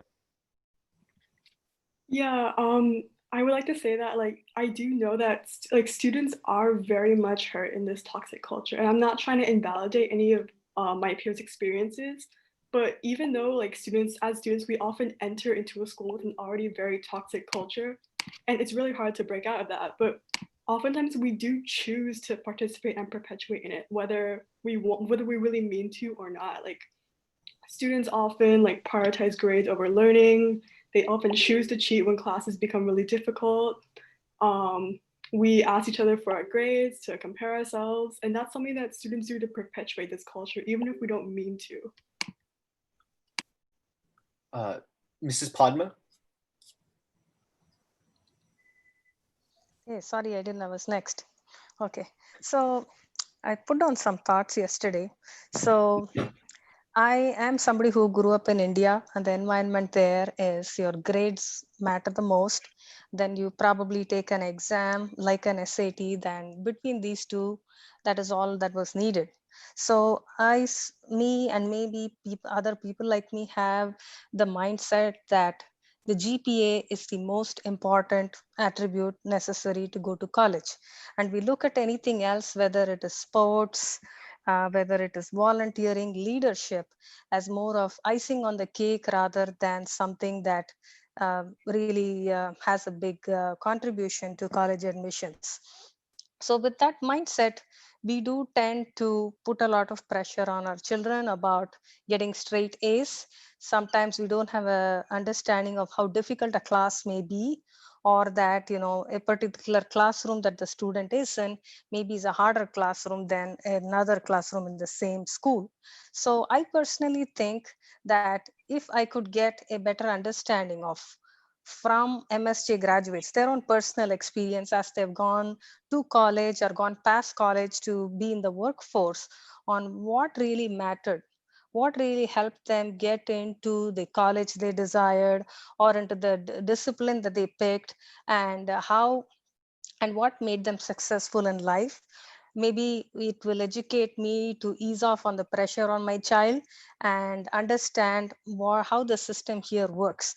I've read a lot of stuff online. I hear people make speeches, but if it actually comes from somebody who has gone through this school, gone through this experience, and then come on the other side, I think that would really help me change my mindset and reduce the pressure on my own children. Hasika? Yeah, so I think one really important thing that we all here need to remember during this whole process is that it's very easy for us to shift the blame onto the other groups rather than thinking about our own contributions to the issues, because I can very well admit that I have, accidentally or even purposefully contributed to this culture at MSJ because I felt that that was the only way that I could sort of, make sure I was successful. And over like the last year, especially, I've been trying really hard to sort of reconsider my mentality on success. And I think that sort of that self-reflection has been really beneficial, and it has helped me a lot more rather than the easy route of just saying, oh, I'm just a student, like I can't do anything, and like shifting all the blame onto other people than myself. JJ? So I think it's really important that we educate everyone in the MSJ community, that includes parents, teachers, and students, of how harmful the culture is. And I feel like we forget how like toxic it is, like because it's so normalized and everyone thinks that, oh, it's okay to go to class and talk about grades and belittle others because like they're not as academically achieving as others. So I think we need to find a way of educating everyone and creating an environment where people feel comfortable calling each other out and telling them that this thing is not okay, because a lot of people just might not know just because it's so like normalized in our culture. Mrs. Burbeck? Thank you, Alvin. For us as a union of educators, we have a really important opportunity and therefore responsibility as we're a network together, that we would have the ability to create safe spaces to encourage courageous conversations that would be needed in order to improve this culture. So I think it's imperative that we take a role in that. I would say, personally speaking, not only, is it hard to cringe when I look back on first year educator practices, I would never have gotten better if I didn't have those safe spaces and fellow teachers at Irvington High School and people that I respected who were courageous enough to have hard conversations. And that has to be the culture that we're fostering as educators. I think the other piece is that too often all of us, but including educators, we separate mental health, emotional well-being, and multicultural and racial awareness and fluency like they're totally separate. And our little kids, which I still call my 17-year-old a little kid, like you're compartmentalized. And that just is not how children and human beings operate. Really, in our hierarchy of having needs met, the higher learning that we want students at MSJ and all schools across Fremont to be achieving, it's not going to happen if we don't move these issues to the forefront. Ian? Yeah, so going off of what Mrs. Podma said earlier about educating parents, I think the same applies for all the stakeholders, students and teachers included. And her point about, showing parents what the reality of mission is like and sort of breaking the mold of, students being like only STEM oriented, needing the best GPAs, whatever, in order to get into the best colleges and to find success. I think breaking that norm is really important. And for students, that might mean reaching out to younger students at Hopkins or other junior high schools throughout the district and really show them mission for what it truly is, which is, different from the often dramatized and negative perception that a lot of students may have coming into mission. And that would really help. It would, go a long way in helping to create a healthier culture overall. So, just really quickly, like as an alum and like one of the moderators of this whole thing, I would implore that like the administration also like pitch in a bit, because like there have been a lot of comments from like students, but we'd love to see some more conversation from teachers as well, from admins. Just like specifically addressing like some of the things that students mentioned that like that came up quite a few times, like maybe the 5-minute quizzes, or just that was like an example, but just things that came up repeatedly. I guess that's kind of, we're looking for some commentary on that as well. So. Mr. Evans? Oh, you're on mute, Mr. Evans. Yeah, I commented a little bit earlier too, but I wanted to also mention when we look at the list of the comments that were resonating throughout those speeches, I look at these things and see that these are things that we can certainly work on. Nothing seems like it's out that we can't control. So with our own education, with working together, with all stakeholders involved, with bringing in outside people to come and help us. One of the goals we had this year was a Stanford survey, which does a lot of data mining of students and to look at some of the areas of need. If that's not possible, then using some of those fundings towards bringing in outside sources to come and work with our staff and work with parents and students. The difficulty in this year, of course, is that it's all going to be through distance learning as well. But we certainly have opportunities to address all these things that were listed.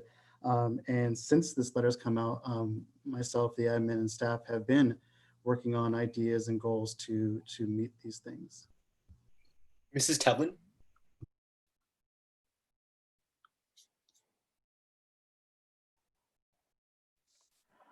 Hi, sorry about that. I was thinking about this and I was listening to the themes, and I really think this should come more from a student. So forgive me if I'm stepping on toes.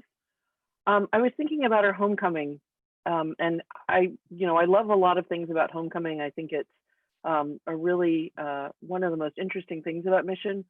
But I was thinking about the skits and how we portray the students in the skits. So the juniors always worried about their SATs. The sophomores always trying to be, the big man. The freshmen's always stupid and treated like a baby. And then the senior's the only cool one. And while there's nothing racial about that, I think that does contribute to the image that students have, because every skit that I can think of has reiterated those stereotypes. So we're already stereotyping, and and then we do a lot of other things with it with the students. Since we're not going to be able to have a traditional homecoming this year, I think that would be a great place to start dismantling some of those stereotypes and create a different way of looking at our students. Because I know the juniors do a lot more than SATs, especially since it's usually the sophomores who are taking them now. Hasika? Ms. Tevlin, I just want to thank you for bringing that up, because even though that was something that I've been aware of, especially as someone who's been really involved with homecoming in the past, but I didn't really view it as a problem until now. And I think definitely a lot of us involved in homecoming feel like that's the only way to make the skit funny. But I think we should definitely in the future try to work on not reinforcing all of those harmful stereotypes about our school at the very beginning. Mr. Evans? Yeah, and the social aspect and through this distance learning is going to be extremely critical. That while we are limited on what we can do as far as school social events, ASB leadership, we're clubs are going to look at how we can make sure kids have that social outlet, because the stress and depression stuff are amplified when they're alone as well. So we'd certainly want to look at ways to make sure kids are communicating as best they can, whether it's drive-in movies or something like that, or something to make sure that kids have an opportunity to still have a social life outside of a Zoom school. Mr. Rashid? Thank you, Alvin. So listening to the whole students' comments, it was heartbreaking to hear some of them were contemplating suicide. So I first and foremost want to thank you guys for creating a forum for them to share it. Having said that, clearly as a first-generation immigrant parent, I can see myself being the reason for many of those comments, why it came about. And also some of the concerns that were expressed in being feeling that we may be targeted, my student may be targeted for raising some of these concerns directly with the administration or the teachers. So it took me two kids to go through to know and learn and know that is not the case. So I think as an organization of MPPFA, I do feel that we, at least for Mission San Jose High School, we do have to address and some of the concerns, and we can talk about it later.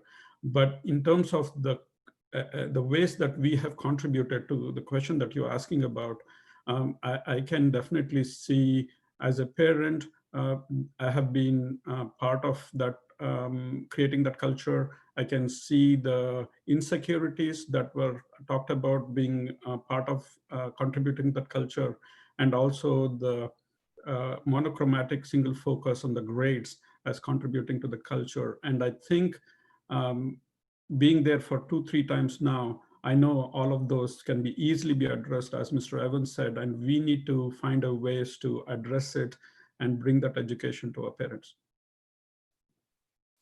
Mrs. Nightingale? So there was definitely a lot of talk about mental health, which is really important to us, and we want our kids to be healthy. And we do have mental health professionals and support at our school, but I think that one thing we can do as counselors and administrators is maybe promote that more so that students are more aware of the resources available to them. And then we can always work on getting more mental health support for our students. Yusuf? Thanks, Alvin. Mr. Evans, you brought up a point about, students having a social connection within distance learning, which I thought was really important. And before the call, I also was listing down some ideas that I wanted to bring up in this call. One thing that came to mind that I think would be a great step that we can take is, I think the peer mentor program that we have here at Mission is something that's often overlooked. And I think it would be great if we can take some steps to publicize it more.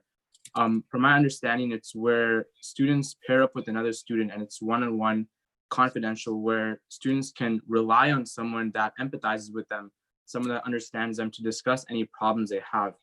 And I think, within the distance learning environment, all of us are in need of someone to lean on. And I think it would be great if the students, parents, and administration can work towards maybe improving this program and publicizing it more. Me personally, I didn't even know about it until very recently. That was one point I wanted to say. I also wanted to say that I think it would be great if we take some steps towards having a professional in mental health. Maybe that could be a therapist. I do understand that I think we have a school psychologist at Mission.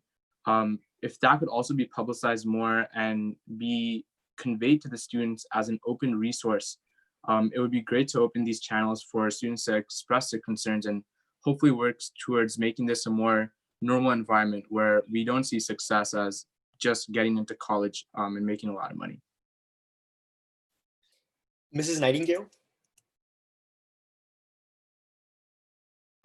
I'm sorry, my hand was accidentally up, but just to kind of go off of what Yusuf was saying, we do have 3 nonprofit agencies that we do work with, Fremont Youth and Family Services, Hume, and Tri-City, that provide free confidential therapeutic services to students on campus. We will have those services next year, but we are aware that we do need more services, and we do need to make sure that all students are aware that these services are available to them. So we need to work on that. Mrs. Burbeck? Just building on what Ms. Nightingale is noting about the services that we had for the union's part, we represent counselors and psychologists and those that can help provide services in our schools. And I think that we need to do more in elevating their voices, because they are the ones, along with nurses, really seeing a lot of this impact firsthand. And while classroom instruction and teaching is at the forefront because that's what most people associate with school. Again, with those hierarchy of needs, we need to be able to be propping up all of our educators' voices, including getting more counseling services available and looking at what district resources could be better utilized in addressing those needs. Ms. Burke?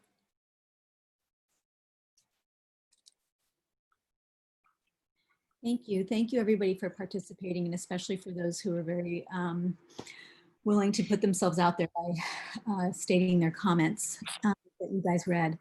In thinking about the patterns of what we were hearing, systemic racism, and I think that's not just exclusive to Mission, I think that's district-wide, and that would be something as a district that we would need to address and should address.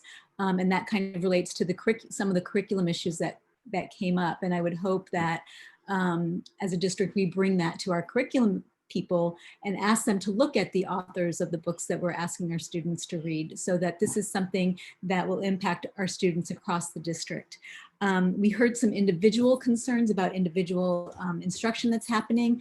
And I think for that, there is a process, and maybe we're not all educated or understanding about what that process is. And I think there's a lot of room to grow in students, parents, staff, all understanding that in the same way at the same time. And that kind of leads to other ways that I think we could work collaboratively. Padma had mentioned wanting to hear from alumni, and we know that there are panels of alumni who've come to Mission, but maybe that's only been an opportunity for our students to hear from them. Maybe our parents also need to hear, and we need to extend that kind of opportunity out so that we're all hearing the same thing at the same time as we are right now. I think that's the only way that we can be on the same page as we move forward. I would say also, well, I just think that stakeholder engagement would be really critical. And I think there are some things that are very specific to Mission, and I think there are some things that are very broad that would apply to the district as a whole. And again, I hope that we can bring that to the next level, and maybe for some of the district people who are on this panel, they will be mindful of that and talking with curriculum and instruction specifically. Thank you, Trustee Burke, for sharing that. Sabrina, would you like to go next?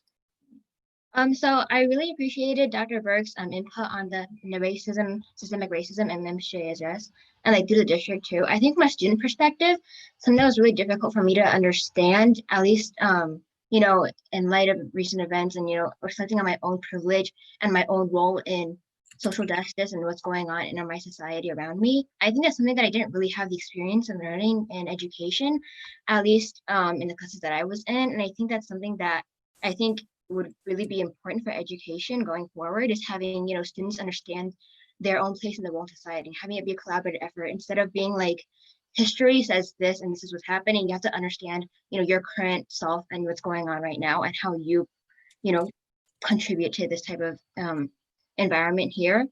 So that's what I think would be important, especially in education.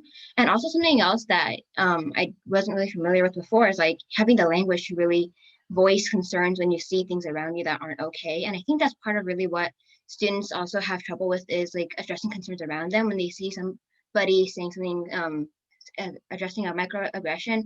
It's kind of difficult to have the language to appropriately address what's happening. And I think education also really needs to emphasize and prioritize that there too. Mrs. Padma?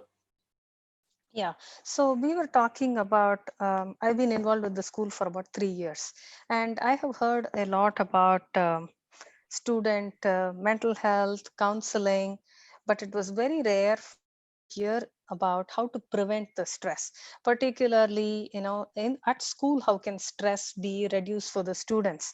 It was typically pointed back to the student for being too keen on taking too many courses that they cannot handle, or blamed on parents as putting too much pressure on the students.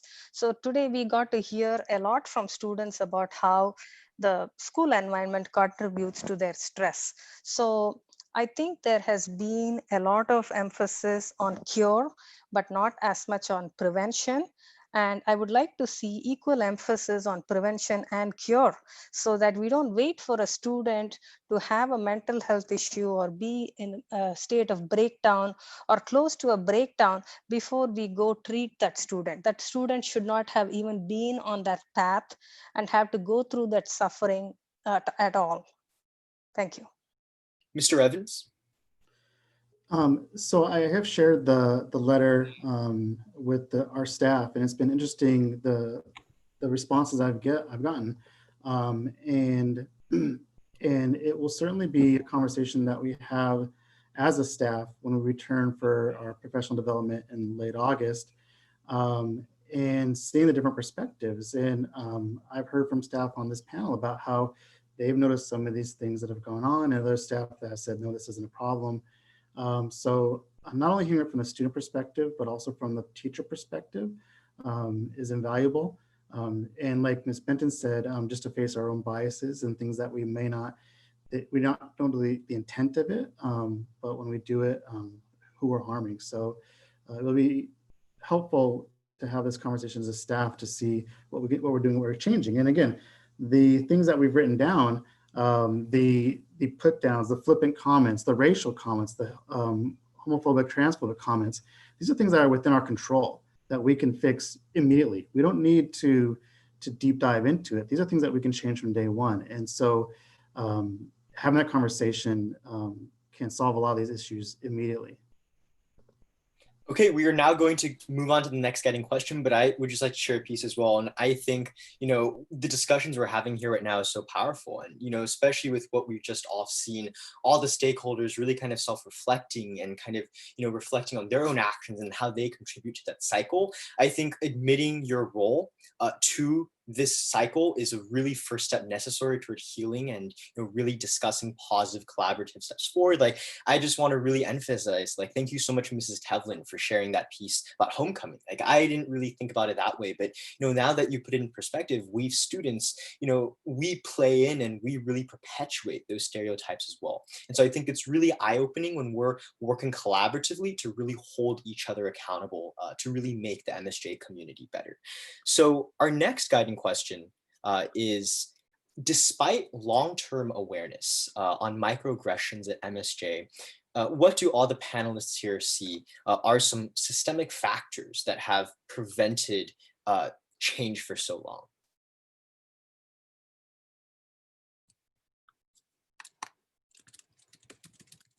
long? Mr. Rashid? Yeah, thank you.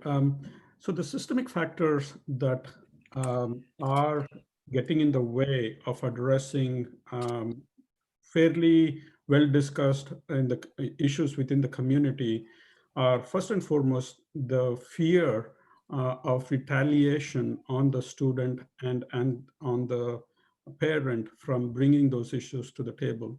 Many of our parents are immigrant parents, and even after being as a MPPFA active participant, even till today, I keep hearing from those folks who are on the MPPFA saying, would my child be impacted by bringing these issues? So I think it's imperative that the school and maybe even MPPFA create an environment where that is dispelled. Knowing what I know now, I know that is not the case. I know that is not true.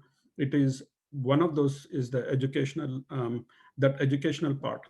The second factor as it relates to the systemic issues is the lack of the opaqueness of how when an issue is brought up, that there is opaqueness in knowing what has been the follow-up corrective action. I know it very quickly crosses the line into some personnel issues, but it is important for the community to be made aware that a corrective action, however that may be, has taken, and that feedback has to be made to the community so that they become aware and they feel confident that bringing such issues can lead to positive changes without creating without knowing that there may be repercussions. The third thing from the systemic issues that I see is clearly the fact that some of our teachers or that curriculum has led to stereotyping, or the richness of the other cultures have been minimized. And it is not one culture against the other. It is just the lack of richness of other cultures that would be wonderful for our kids to know. And I think that would be the third part that I can think of in this short period. All right, so something in line with what Ms. Padma and other parents have voiced. I've gotten a couple of these were insights provided by other alumni.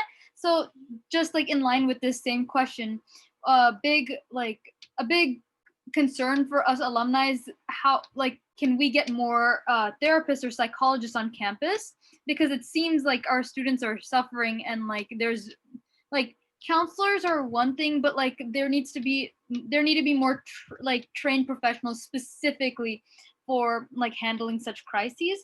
And also, can we start getting some sort of survey or some sort of way for students to give feedback on the way they're learning under each teacher? Maybe these could be ways that we address these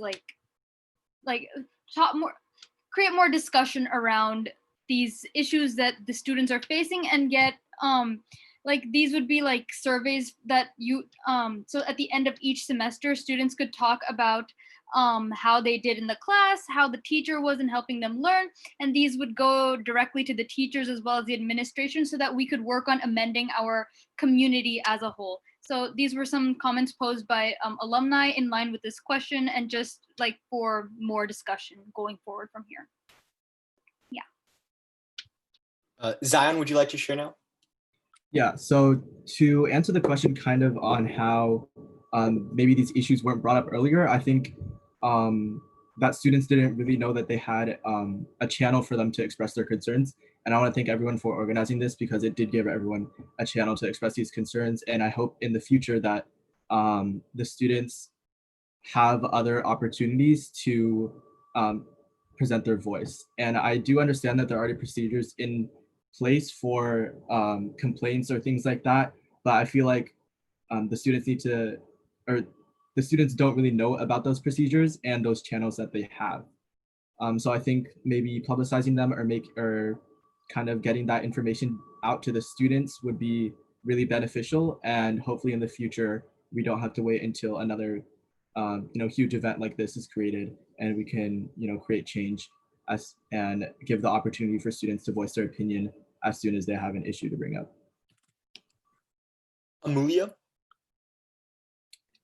Yeah, so one thing that I see as a systemic problem is that a lot of students are either scared or are turned off from reporting problems they have with teachers because of retaliation from the teachers in the classroom, or otherwise, in terms of talking to other teachers about the student or anything. So I know some of my friends personally have had this problem too, where they had a problem with the teacher, but because they were scared of being that teacher not liking them or going against them in the class, they just decide to ignore the problem and just lived on through it. But I think that if there was some sort of anonymous reporting system, or a system where students would have the opportunity to actually sit down with the teacher with someone else there to help foster, that would be a much healthier way to discuss things. So instead of it being student against teacher or teacher against student, it'd be much more healthy if it was both the teacher and the student working together to try to fix whatever problem that they brought up. Mr. Evans?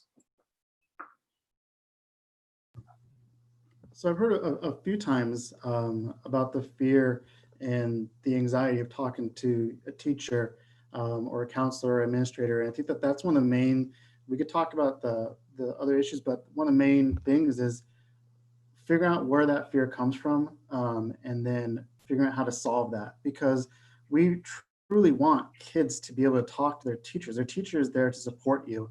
And it sounds like from a lot of people that there's a fear there in that. And so to Shreya's point about a survey, I think that, you know, one of these next steps that we have to have when we sit down together and talk about what are the issues, like we're taking from this conversation, is to look at that. What are teachers and what are staff doing to create that fear? What can we do to reduce that fear, to make it known that if you have a question about something, you can talk to your teacher. Don't ever be afraid. The professionals, they're not gonna ding your grade or anything like that. They're not allowed to. But there's a trust issue and there's a fear issue. And we need to get through that trust issue. And we're gonna do that together. Michelle? Hi, thanks for taking the time. So I'm an alum of Mission. I graduated in 2017, and once Ankush's letter came out, myself and many alums did a lot of reflecting. And one thing that we did touch upon was the fact that, as Mr. Evans and others mentioned, a systemic problem is that whenever somebody speaks up or brings attention to a wrongdoing, one is perceived as being weak and they are automatically silenced or not taken seriously. I myself have had experience talking to admin, as well as other alums talking to admin and parent-teacher conferences and trying to get our voices heard. And I think especially from these anonymous submissions, as well as other submissions online on Instagram, we have seen for some reason that the fear comes from the fact that a lot of students, after talking to their teachers, are treated badly. We see from these submissions that not just teachers, but from anyone, from their peers, that no matter who they go to or whoever they talk to, for some reason, they are mistreated in the classroom. And I think it's important for us to address that. On Shreya's second part of her question regarding some sort of evaluation point, I think that is the main difference between Mission and college. So at college, we have very serious teacher evaluations at the end of every semester. And these evaluations are taken extremely seriously. They're completely anonymous, but based on these teacher evaluations, a teacher suffers repercussions. And I feel like that is something that is sorely lacking at Mission. Additionally, at college, the most important thing is that nobody looks down on low GPAs, on seeking therapy, or on taking a personal day to rest. Students are actually encouraged to speak up and actively start a discussion if something is wrong. And one-on-one meetings with teachers aren't viewed as something to be scared of, but rather an opportunity to truly discuss how the teacher can best support the student. So I think the reason why Mission doesn't give this support system is because many times when students have gone through and talked to their teachers, talked to their parents, talked to admin, we haven't seen the effect that we wanted. Mrs. Padma? Yeah, actually, mine is going to be very similar to what Michelle is saying. I haven't personally gone through the complaint process, but I have spoken to plenty of parents and students who have. And the repeating story is that it is a very burdensome process, step by step. The parent and the student have to push it from one stage to the next stage, teacher to admin to the next step to the district. And at the end of which it goes to the district and then they are told, well, this is not really actionable. I'm sorry to tell you that this cannot be resolved. And from the outside, if we can know what are, as a district, I think we should be able to know what are the kind of issues that are reported and what is the resolution that came out of it. Today, we have no idea whether there is one complaint filed, if there are 10,000 complaints filed, and what the outcome of the process was. Now, that being said, I think rather than that process, what Mr. Evans described, which is where we more as a community, we speak as a group of students, parents, administrators, like we are doing today. and can comfortably talk about these issues and say, okay, this I can address, this I need some more time, or this third thing is a little bit more complicated, give me, let's talk about it. I think this kind of a process is going to yield results and much faster than the current process that has been set up, which people are not motivated to pursue because it is burdensome and it is not producing results. Ian?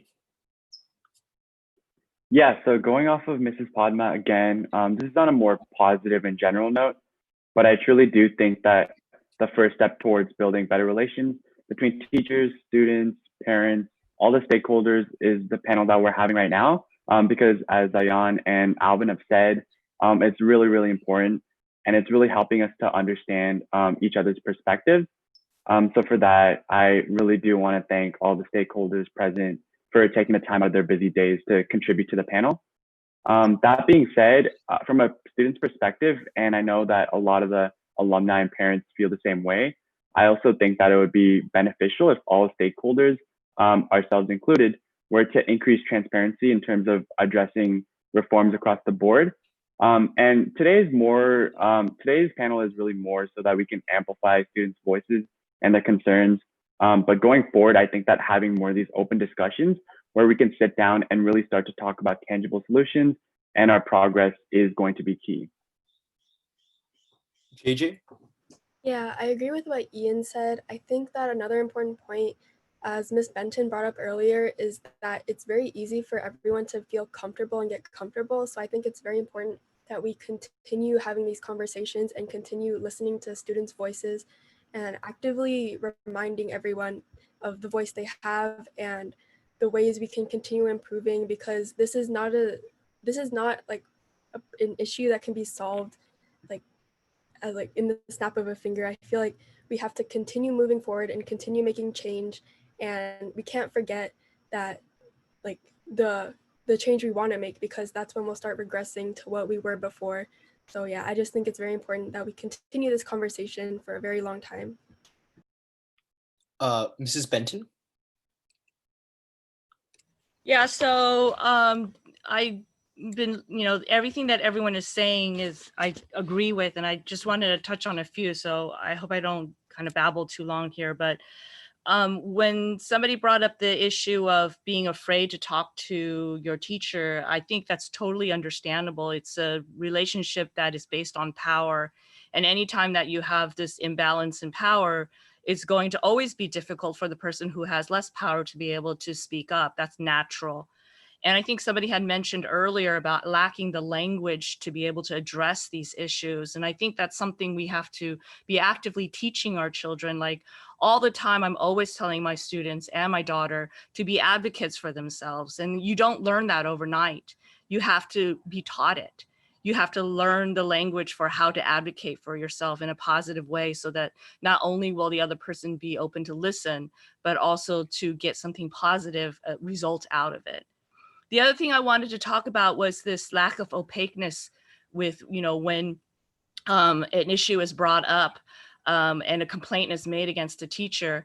And I have to speak from the perspective of both as a parent and as a teacher. So if I was if my daughter made a complaint towards a teacher and I didn't hear what the results were or what happened, I would be very, very frustrated and feel like, why is that person still teaching? Or why is there no resolution, and what happened? It's very, very frustrating. But as a teacher, I also understand that there's privacy issues, and there's also protections against for teachers to not just get fired willy-nilly. I mean, this is our livelihood, right?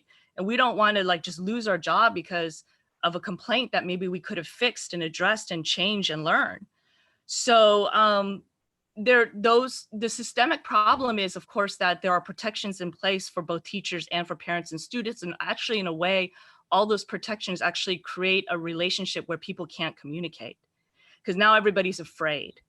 So I don't know if there's a way to some kind of way to deal with conflict that is more human and more on a personal level, where we sit down in a room together and we talk about, why are you angry at this teacher? Why did the teacher say this? Why? And not, so not in a so contractually feeling way, I guess. I don't really know how to verbalize it. And then finally, my last thing is about therapists. And another systemic problem that I see is just sort of the lack of resources to be able to pay for the number of therapists that we need. Therapists are expensive. There's actually not very many of them. Trust me, I know. If you go and look for a therapist that's available right now for a person who is under 18, you will not find one in the Bay Area that's available because they're all booked up. So it's not something that, when you're talking about systemic problems, those aren't problems that we can always just fix at MSJ. They're problems that are bigger and on a larger scale than we might be able to handle just at our school. So that's all I had to say about those things. Hasika? Yeah, I think going off of what Ms. Benton was talking about earlier, I think obviously the ideal solution would be to create that environment where students are comfortable talking to their teachers about these things, just like how Michelle was talking about how it is in college. But I think for the meantime, a really constructive way to sort of build up to that would be definitely the feedback forms we were talking about before. So that would be completely anonymous, safe for students to share whatever they're feeling, but I don't feel that we should have, any consequences for the teacher come out of it if it's not as serious of an issue, because obviously we are all here trying to learn, trying to grow, and using those forms as a way to just self-reflect and realize, what could I be doing better to sort of better contribute to my students' experience. I think that would be a really powerful way for us to sort of improve the environment at MSJ while also keeping within, those contractual agreements that we have with the teachers. Mr. Patel?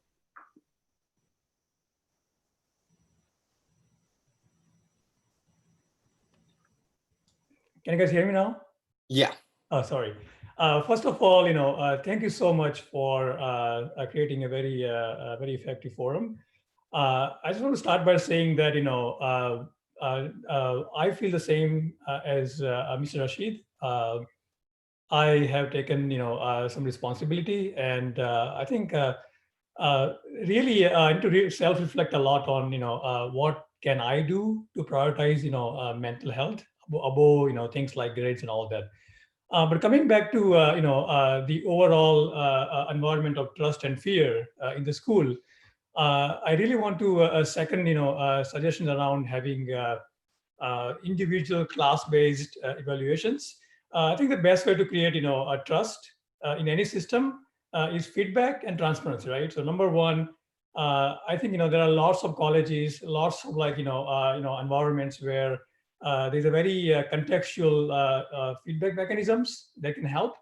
And second is, you don't have to have a specific, complaint information around specific teachers, but we can make, kind of overall, aggregate information about, what happens to complaint, how many were resolved, what are the next step.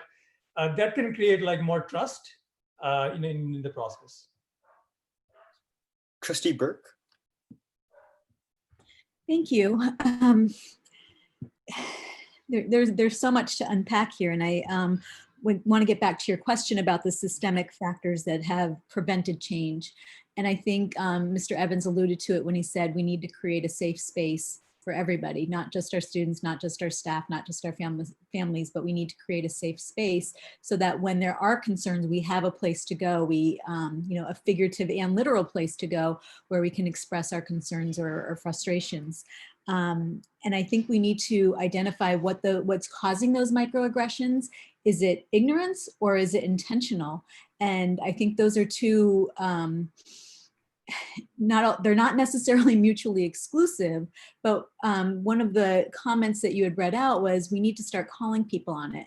And we can't start calling people on a microaggression until we have a safe space. So I feel in some ways it's a circular argument, or circular discussion, but I think we need to move forward in a way that we can create that safe space so that when somebody is called out, and I don't mean called out in a negative way, but hey, you just said that, and do you know what that sounds like or feels like?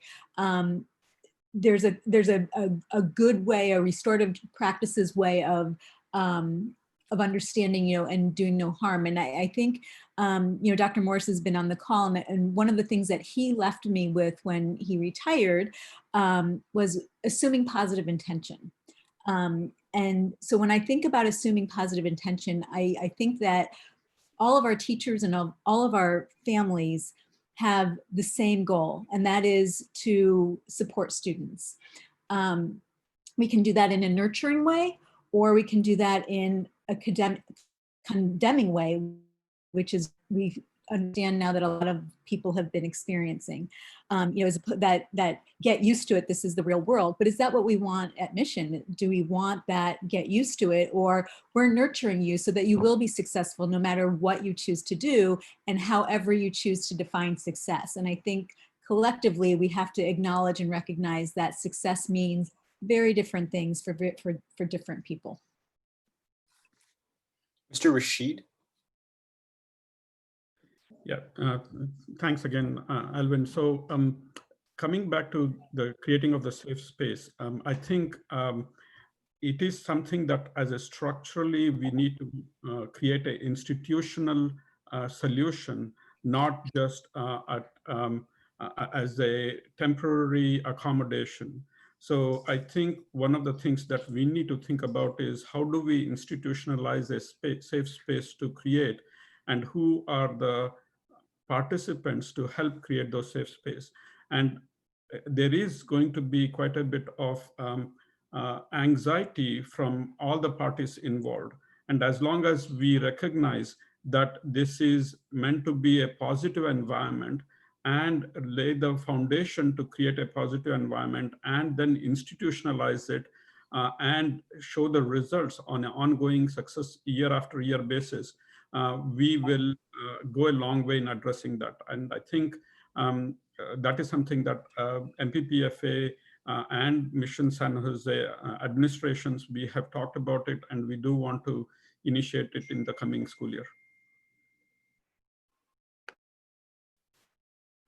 Okay, so on the note of surveys, like end of the semester surveys, or like surveys in general, like there's a couple of points that I want to bring up, a few of my own and a few from other alums that I've been getting messages from. One, if there's an end of the semester survey, or just in general, like conversations about teachers at the end of each semester, or multiple students, like where multiple students are coming forward and making very similar complaints about a specific teacher, like I think there's definitely something to be said over there, because I completely agree with points made that are like, yeah, like jobs are on the line here. There's, like one student, words from like one student could definitely create a lot of problems for a teacher that didn't mean what they said. But at the same time, if there's multiple instances of the same thing happening to multiple students, there need to be some actions taken. Otherwise, it's kind of like, what's the point of having a survey sent out to begin with if this like behavior is fine, like it's being treated like nothing. And on another note, another alum messaged me and brought up the Stanford survey from a few years ago that there were, it was a couple of years ago, I believe, like if, I know some of the students on this call, or some of the students who are watching, weren't at Mission when we had that survey, but like it was basically asking about how we felt at school, if we felt safe, if mental health, if our, like what our mental health was like, how we felt about our teachers, blah, blah, blah, like just general questions. And like the results of that were like kind of like, there were a couple of things that were shared with us, but we never really got to hear about what was the actual final outcome of those results and what the purpose of that survey was, if nothing actually changed after that. So that was something that like a lot of people are asking about, and like I'd love that any admin who talks after this, or any teacher that talks after this, could address like these like specific points that like about surveys. Thank you.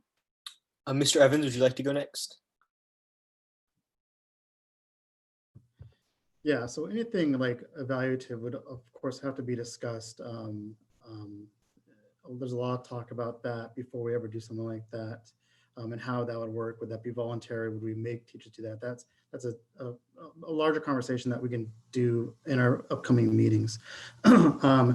as for the Stanford survey, you know, there's another thing that I hear a lot about with is, you know, this wasn't done or that wasn't done. Like the mental health, we have the most amount of therapists in Fremont for our school. In fact, other schools are now getting the therapists that we have because they've seen how supportive it's been.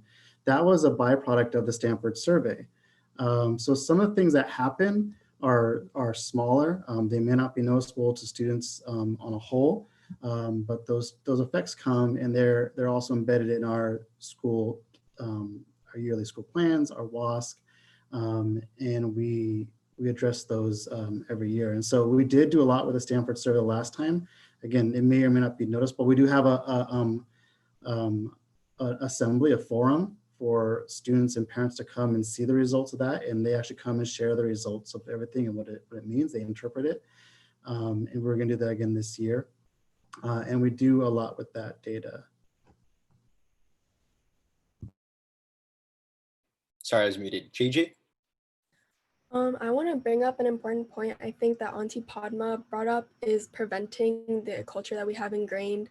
I think that to really create long-lasting change that will benefit the future generations, so we don't have to see the kind of suffering because of this school for like our younger siblings and everyone. I think we need to work with admin and teachers from the Hopkins and middle schools and elementary schools all around us to really make sure that we are educating our students and teachers about these issues so we can prevent it from before they reach high school, and we can make sure that we don't have this culture ingrained in us, and I think it could be really beneficial. Mr. Larson? Thanks, Alvin. A couple of things. The Stanford survey was something that we've done in 2007, 2010, and then again in 2017. The genesis of that survey back in 2007 was that we had just come off of a year at Mission San Jose with just over 60 5150s. That's where a student is held for psychological evaluation. And the school, the community realized something had to be done. And we turned to an organization called Stressed Out Students, which is now Challenge Success out of Stanford University. And that first survey told us a lot. For example, one of the questions I find is most important in that survey whenever we give it is there an adult on campus that you can go to in a time of crisis or when you need something? In 2007, it was about 34% of the kids said there was an adult on campus they could go to. When Denise Pope, the founder of Challenge Success and also a former Mission San Jose teacher, was in we were in C-120 and released that statistic to our staff, you could have heard a pin drop. It was devastating. From that time in 2010 and then in 2017, that number has gone up. I believe it was about 67% of kids the last time we gave this survey felt there was an adult on campus. Still not high enough and still room to grow, but there was growth. I'm also reminded, I was reading a columnist last month, and they were citing a poll that in America, 1 out of 6 Americans were proud of the state of the country. This was just last month in June. Only 1 out of 6, and 2 out of 3 were actually afraid of what was happening. And that's certainly understandable given some of the situations we've been in, COVID, and then the summer of racial unrest and abuse and murder that we've seen. But what I think about when I hear those statistics, and then I hear the comments tonight and the stories tonight, is hope. I'm very, very hopeful. And I'm also, this may sound strange, I'm also excited because We hear at Mission San Jose that students, oh, those students care about math only. They only care about science. But here they are caring about each other. And our alumni, who maybe they were not happy at Mission San Jose, maybe they were really upset. They took the time because they care about other people to write and share their stories. That's what a community is. In Mission San Jose, it was a tough community for me to leave. I grew up, my whole life was in 94539. I knew nothing else. And it was really, really tough. And I'm inspired by this. I think we can do change. I didn't love high school, but I came back to make it different. And I hope that some of you hearing this will want to return to Mission San Jose for your career, go into therapy. We have a world that's going to need it. And I just wanted to share that, that I am very hopeful after hearing this. So thank you. Mrs. Burbeck? Thank you, Alvin. So just kind of circling back to the discussion prompt that we're looking at and kind of the barriers that we're seeing and why these same sort of microaggressions, have been occurring for so long. I think that thinking of MSJ as a high school in isolation doesn't do the situation that we're in, the justice that it requires. Obviously, we're part of a much larger system. And just as Mr. Larson was alluding to, right, we exist in a much larger landscape, and MSJ being one piece of that.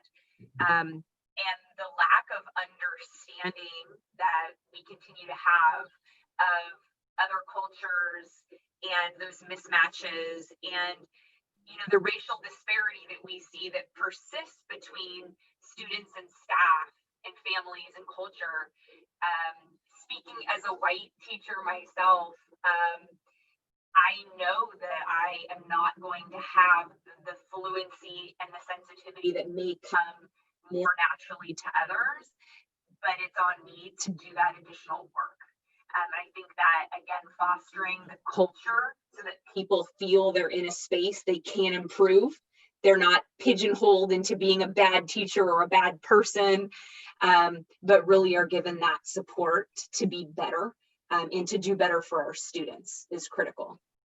I also want to echo Mr. Rashid's comments earlier about the lack of appropriate curriculum. Which doesn't, I love how he phrased the lack of richness that other cultures are perceived to have through the curriculum that we have. And it leaves a void and it makes other cultures look anemic compared to Eurocentric framing of things, which is far reaching. And we don't see like, oh, I just read this author. No, it's the culture that students are in and how they see themselves reflected. And in our society, I'm a math person, so I can't go this panel without bringing up that that in the case specifically for Asian and Indian students and then adults, they're perceived as on par with their white peers if they do something like be a doctor, be an accountant, be something that is actually what we would say, are those stereotypical things. But why do we fault them for that when the same data shows that if they do something like work at a convenience store, work retail, work totally respectable full-time jobs, our culture perceives them as less? And so how can we speak ill of families and parents and students who are just trying to thrive in the community that they are in, when that is their only way to be seen as equal in our society right now? And you see that played out a lot at MSJ. I would be remiss in not, replying as far as, educator evaluations and that sort of thing. So I did want to address that briefly. I think that definitely there are processes in place and we can talk about process, but I don't really want to spend too much time on that. I think that we are not allowing people and students and parents to know that we're supporting a culture that when they see any of these things happen, which clearly the vast majority are not one teacher called Alvin a name or was rude to Sabrina. It's really a bigger picture than that. And most of those things actually would fall under, under ed code and our board policy for things like investigations. Somehow we're in this culture where we're letting things slide that even go past the complaint process. They get something that actually does allow people to respond, because an entire class of students, and now what we're hearing is many generations of classes of students have seen these very inappropriate things happen, but none of them felt like they could even access the ways to get those things addressed. And that really deprives the educator of ever being able to improve, and it's a disservice to everyone. So I really enjoyed hearing and learning about all of the things that I, as union president, haven't participated in any complaints at Mission High. So I know that's only one snapshot of a few years, but these things are not going anywhere otherwise, and that is something that we have to work on. Ms. Stelly? Thank you. Going back to the question, I think one common thread that I found from my teacher perspective is that we need to have a better channel communication between students and teachers, a safe place. We need to foster that kind of relationship where our students feel okay to come and talk to us in those proper channels to do that. And I really hope that you guys do connect, all of our students connect with the teacher on campus, but I really hope that we can connect with multiple teachers on campus. I know teachers want that as well, and that's something my colleagues support and we've talked about a lot, and we're continually working on. But creating those channels and kind of piggybacking off of I heard a lot about the surveys and feedback forms and things like that. And I know some teachers opt to do those for their own classes at the end of the semester. And I've done that in the past too, especially when I was in my new teaching years, like what can I work on? And they've been receptive. But those results come back to the teacher, and the teacher then can look at those. They don't go up to admin or anywhere else. So it's a safe place for the teacher to feel safe, as well as the students getting to share their concerns.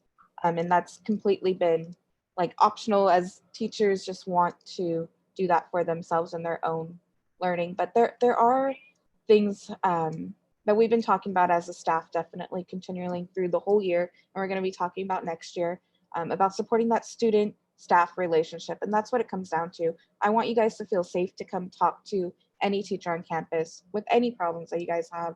That's why we're here, and we really do care about you. So just continuing that open conversation and creating a safe place that you guys feel that you can come talk to us. From my teacher's perspective, that's something I am going to work on, and I encourage my colleagues to work on as well. Moving on to one of the second of the last guiding questions we have for the discussion today, it is, what are some steps we can take as a collective MSJ community to shift the culture towards healthier levels of collaboration rather than the toxic competition we have today? Michelle, would you like to share first? Repeat that question. Oh, yeah. So the question is, what are some steps we can all take to shift the culture towards healthier levels of collaboration rather than the toxic competition we have today? Thanks. So myself and many alums I've interacted with post-mission all mention kind of having this strange personality shift during college and becoming more understanding and aware of the needs of others. And in fact, during my first year of college, I distinctly remember a moment where I felt extremely ashamed and disappointed in how narrow-minded and ignorant I was while attending mission, which wrongfully hurt myself as well as others. And I think this personality shift comes not only as a result of gaining more freedom and becoming more adult, which is not really in the control of the hands of the, the K through 12 school system, but more importantly, a result of gaining diverse viewpoints. And I think this is what mission is really lacking. For example, I never had a friend during mission who brought up going to therapy. I never had an openly identifying LGBTQ plus friend, or honestly, even a friend who wasn't Asian American. I never had a friend who put their GPA first and mental health second. And I think it is extremely important to have a diversity panel, an alum panel who can tell current students that your GPA matters way less than your health. Anything, more funding given to mental health, more funding given to the mental health committee, of which I helped get a grant for when I started it. Just, there are so many steps that we can take. And I think I just would love to see more student support, more faculty support, more admin support, because I feel like there are people out there like myself who are willing to help, and we would love to step in whenever needed. But aside from that, I think the first step that the faculty can do, that's a very tangible step, is many students, including alums like myself, would love to see a panel of alums, of current students with diverse viewpoints, and especially a highlight of minorities, because I feel like at Mission especially, the minority voice is often silenced. And it is especially important during this time to ensure continuous support of minority POCs at Mission and emphasize empathy, and of which there are many steps that we can take. Mr. Evans? Thanks. Yeah, Michelle addressed the competition, and that's one of the biggest issues I've dealt with as an administrator at this school, and even as a teacher, going back as a teacher, is the competition. And it's always a blame game of who's to blame for the competition.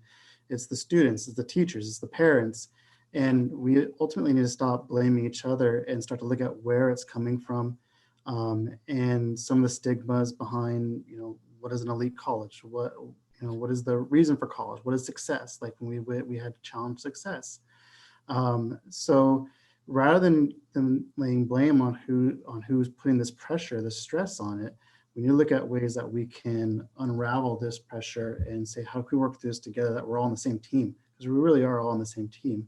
And ironically, the distance learning may actually help with our alumni panels, because we've put on a few alumni panels, and we specifically got kids who took different avenues after high school, kids who went to junior college, kids who went into careers, and they're doing well in a variety of fields. And we'd have these panels after school at night, and we would have a very small turnout. A handful of people show up to these panels, and they're fantastic. But through a distance learning, we may get a bigger audience for those, because if a student's already at home and they're watching it at night, they can just turn it on, the family's going to turn it on. We could probably have a better turnout through these distance learning panels than through something in C-120. Karan? Okay, I think, these problems take steps to change this. It's a big question to ask, because like Mr. Evans was saying earlier, there's many factors that go into creating the environment at Mission. No environment anywhere, not just if we talk about not just Mission, it's never created by just one factor, right? So I think there needs to be different steps to address every single factor that is contributing to this. So I think today what we've done here is start to address where, what these factors are, and who and what groups are responsible for creating or helping to create the toxic environment at Mission. I think one thing a step that we can take for students, I know JJ mentioned earlier that starting by pretty much planting this idea in kids early as elementary school, be your mental health is more important than the grades you get on a test, the grades you get, your worth is not linked to that, and really, really drill it into their head. Because I know, we say it at Mission, but to be honest, it's frankly too late, right now, here now, to tell people, oh yeah, your mental health is more important than grades. But the thing is that we're so used to having that ideology throughout Hopkins, and even I remember I started having that in 6th grade all the way through Mission. But I think we really, just to have some program or just a way to have students and maybe teachers go down to like Chadbourne and MSJE and all the elementary schools and be like, hey, like just bring it up and have that as like a theme as they slowly like transition through schools and end up at Mission. I think also I heard Shreya say it earlier is that if like I do understand that a lot of, and Benton as well, as a lot of teachers, you know, this is their livelihood. And if we let like this complaint system be like, oh, one person has a complaint and that has serious repercussions on the teachers, I don't think that is like fair, because without even like having an effort to like try or to give the teacher an opportunity to try to correct their mistakes and try to be better and grow, because we're human, we make mistakes, you know, we grow from them. But I do think that doesn't defend, like, let's say teachers who have pretty much repeat offenses. Like there's been teachers that I know of that my friends and I have talked about that that literally like more than 50 kids have had the exact same negative experience, like word for word, pretty much the same thing that has negatively impacted it. And I think if it happens like that, like where it just keeps reoccurring, I think there needs to actually be repercussions, which right now, in my vision personally, and I'm sure a lot of the students on this panel can agree with me, that we don't really see any repercussions for any of these teachers, you know, and it's almost like they're enabled to consider or enabled to like perpetuate and keep doing this because there's nothing really stopping them from that. And I think also that is another thing from why some students are hesitant to like voice their opinions and voice their fears, is because honestly, sometimes it feels hopeless, because it's like, oh, I'm going to make myself vulnerable. I'm going to say what I believe. I'm going to share my experiences, but will it even change anything? So I hope that through this panel, through uplifting the student voices as best as we can actually have what, you know, like their stories and their negative experiences be validated and use them to like hold people accountable and hold teachers and admin and students and parents, everyone accountable for their role in creating the environment and Mission, and not only Mission, but the feeder schools to Mission, such as like Hopkins and the elementary schools. Yeah. Mrs. Tevlin?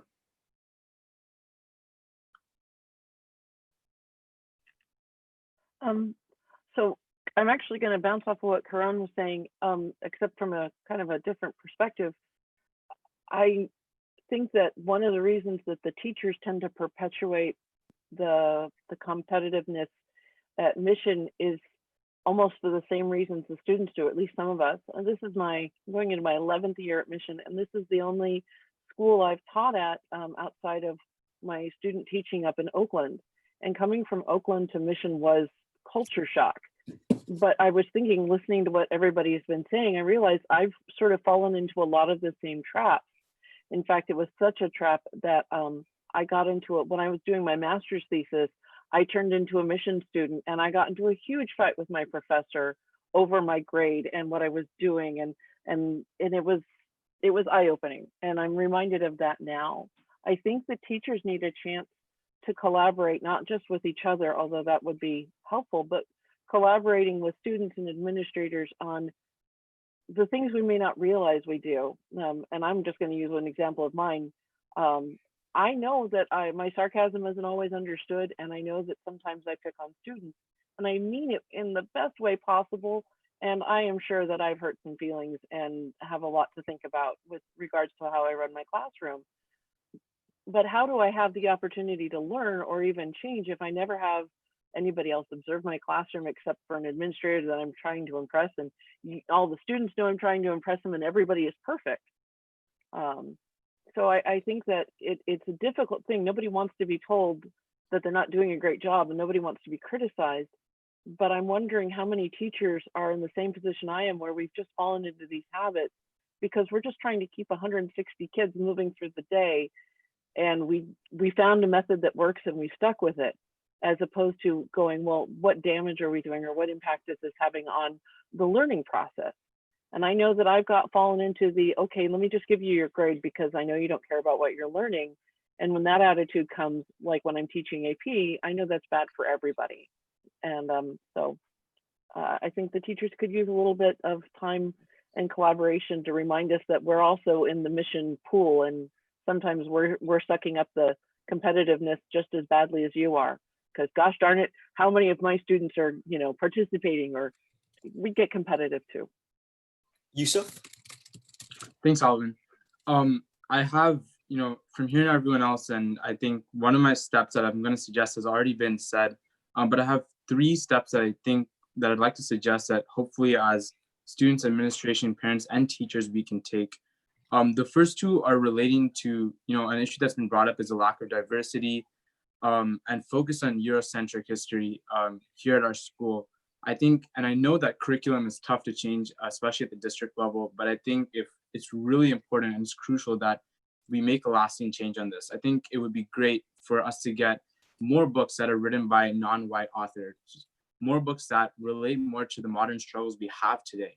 Let's urge history teachers to focus on parts of history that are not only focused on Europe. One great example that comes to my mind was in May 2019, we had a speaker come and talk to a lot of the English classes about the Rwandan genocide. And that was a really eye-opening event. I think it would be great to have more events like that. And the third suggested step that I wanted to give was, you know, Mr. Evans, you already mentioned having the alumni come and talk, and we've had that in the past. I think even though distance learning is giving us a lot of obstacles, for this plan, for this project, it can actually open up a lot of avenues. Maybe we can have this monthly and make it consistent. Let's publicize this more. Let's make this be in the same level of importance as other events at Mission, because if we are able to get alumni to come and talk to students that, hey, GPA isn't everything. What you do in high school doesn't determine what your life course is going to be. It'll also help with the mental health issues that everyone's facing here. So yeah, those are my 3 suggested steps that I hope that we can take. Too sharp. Yeah, thanks, Alvin. I also kind of wanted to follow in what Yusuf kind of talked about on like some actionable next steps we can have for like collaboration with every stakeholder group. So like, as I think other people have also mentioned, creating a committee with like every group represented, I think like that's the best way to work together and to actually have a group that is committed to solving these issues. And in terms of other actionable steps that they can take, I think one main issue is like a lack of awareness. We've seen this repeatedly, both with like the lack of awareness about the reporting process. And also I think a lot of students at Mission don't even know that we have a school psychologist. So in general, just like increasing the awareness. And then also I think there should be like more diversity training or assemblies for like students, teachers, admin, everyone involved.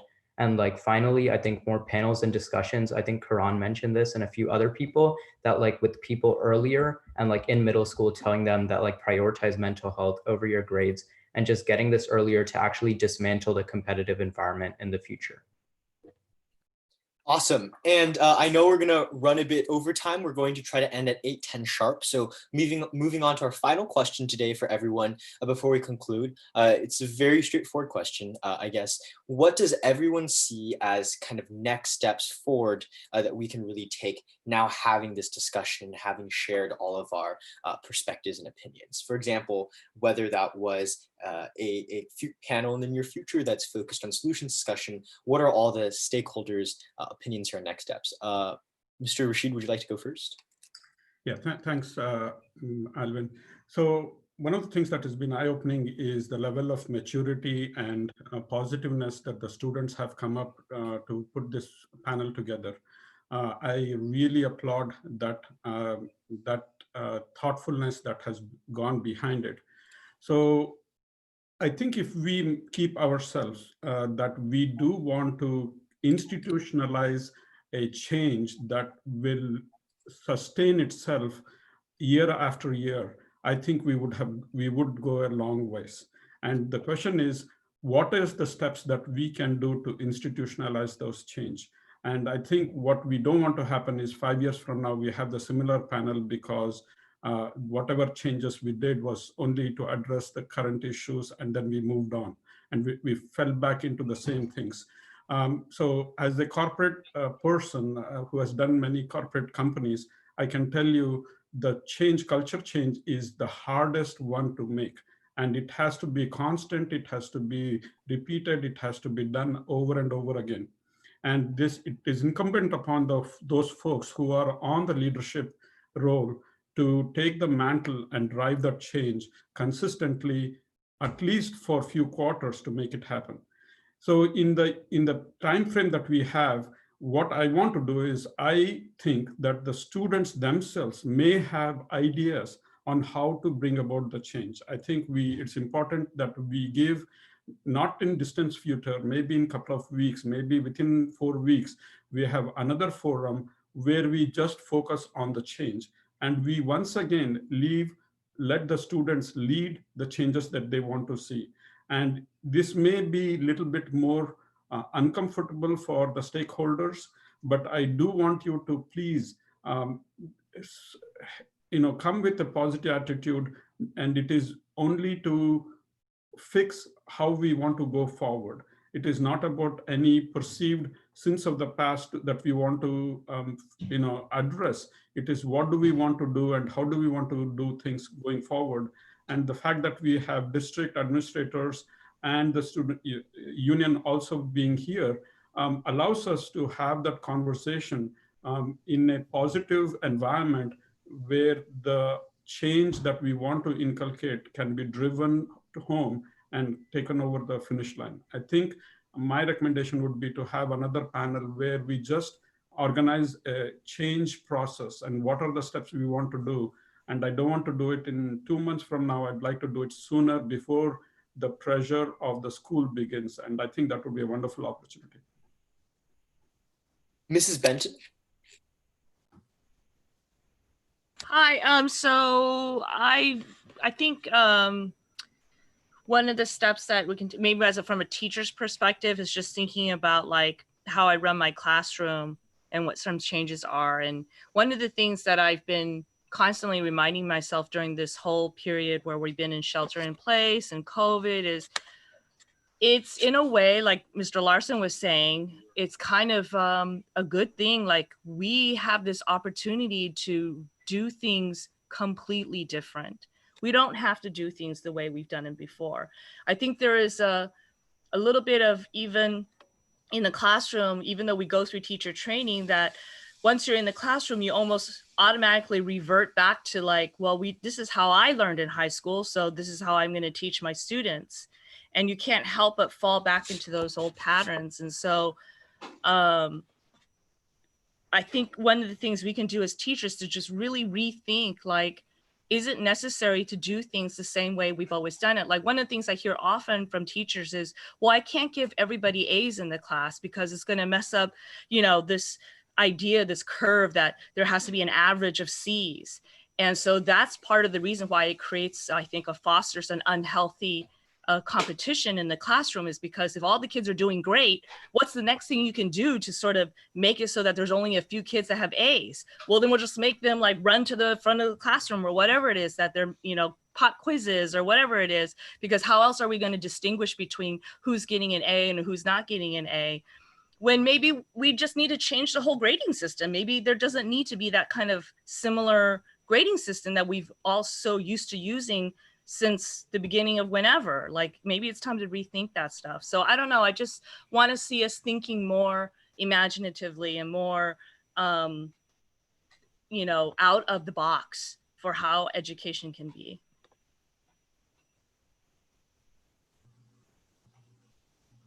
Hasika?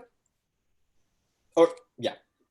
Yeah, I just really want to echo what Mr. Rashid was saying earlier. Like, I think this panel, it was really important for us to focus on really putting student voices and stories in the spotlight. But I think we should definitely all take some time to think in the next, 2 or 3 weeks and have a follow-up panel where we can definitely focus solely on those tangible solutions that we can come up with. And also hopefully, before the school year starts and everyone starts getting busy. Mr. Evans? Yeah, and I'll echo what Mr. Rashid and Hasika said, is that we need to keep this going. We need to do it soon because we don't want to come back to the school year trying to figure it out. we need to have a plan in place for all of us to jump on it the next couple of weeks. So that way, when it comes to professional development and the end of August, we have ideas, goals, plans, and how we're going to execute those. Mrs. Podman? Yeah, so I want to say there were a lot of skeptics before this panel on how this would actually play out. I'm very proud to say how you guys have conducted this very professionally and very in a congenial manner, how everybody has participated in this. I'm very proud of what we have all done today. And even if we have committees where we go back and work on specific topics, I think we should have this public presence at a certain frequency where we continue to talk about the solutions, what progress is being made. Is the student experience actually changing because of this, or is this change too slow to come about? And I want to thank the team for bringing all the major stakeholders here, everybody who can do something. And I am very happy to hear the administration say that these are things that can be solved. That is actually very heartwarming for parents to hear. And they're very happy to hear FATA say that they want to be part of the solution, and that all of us are in the same mindset that we want to make the lives better for our students. That is our main objective in this panel, and we should continue to be focused on just that. How do we make the lives of our students better? Sabrina? Yeah, so I really like that everybody's talking about having a panel soon to review more steps and actionable things to take.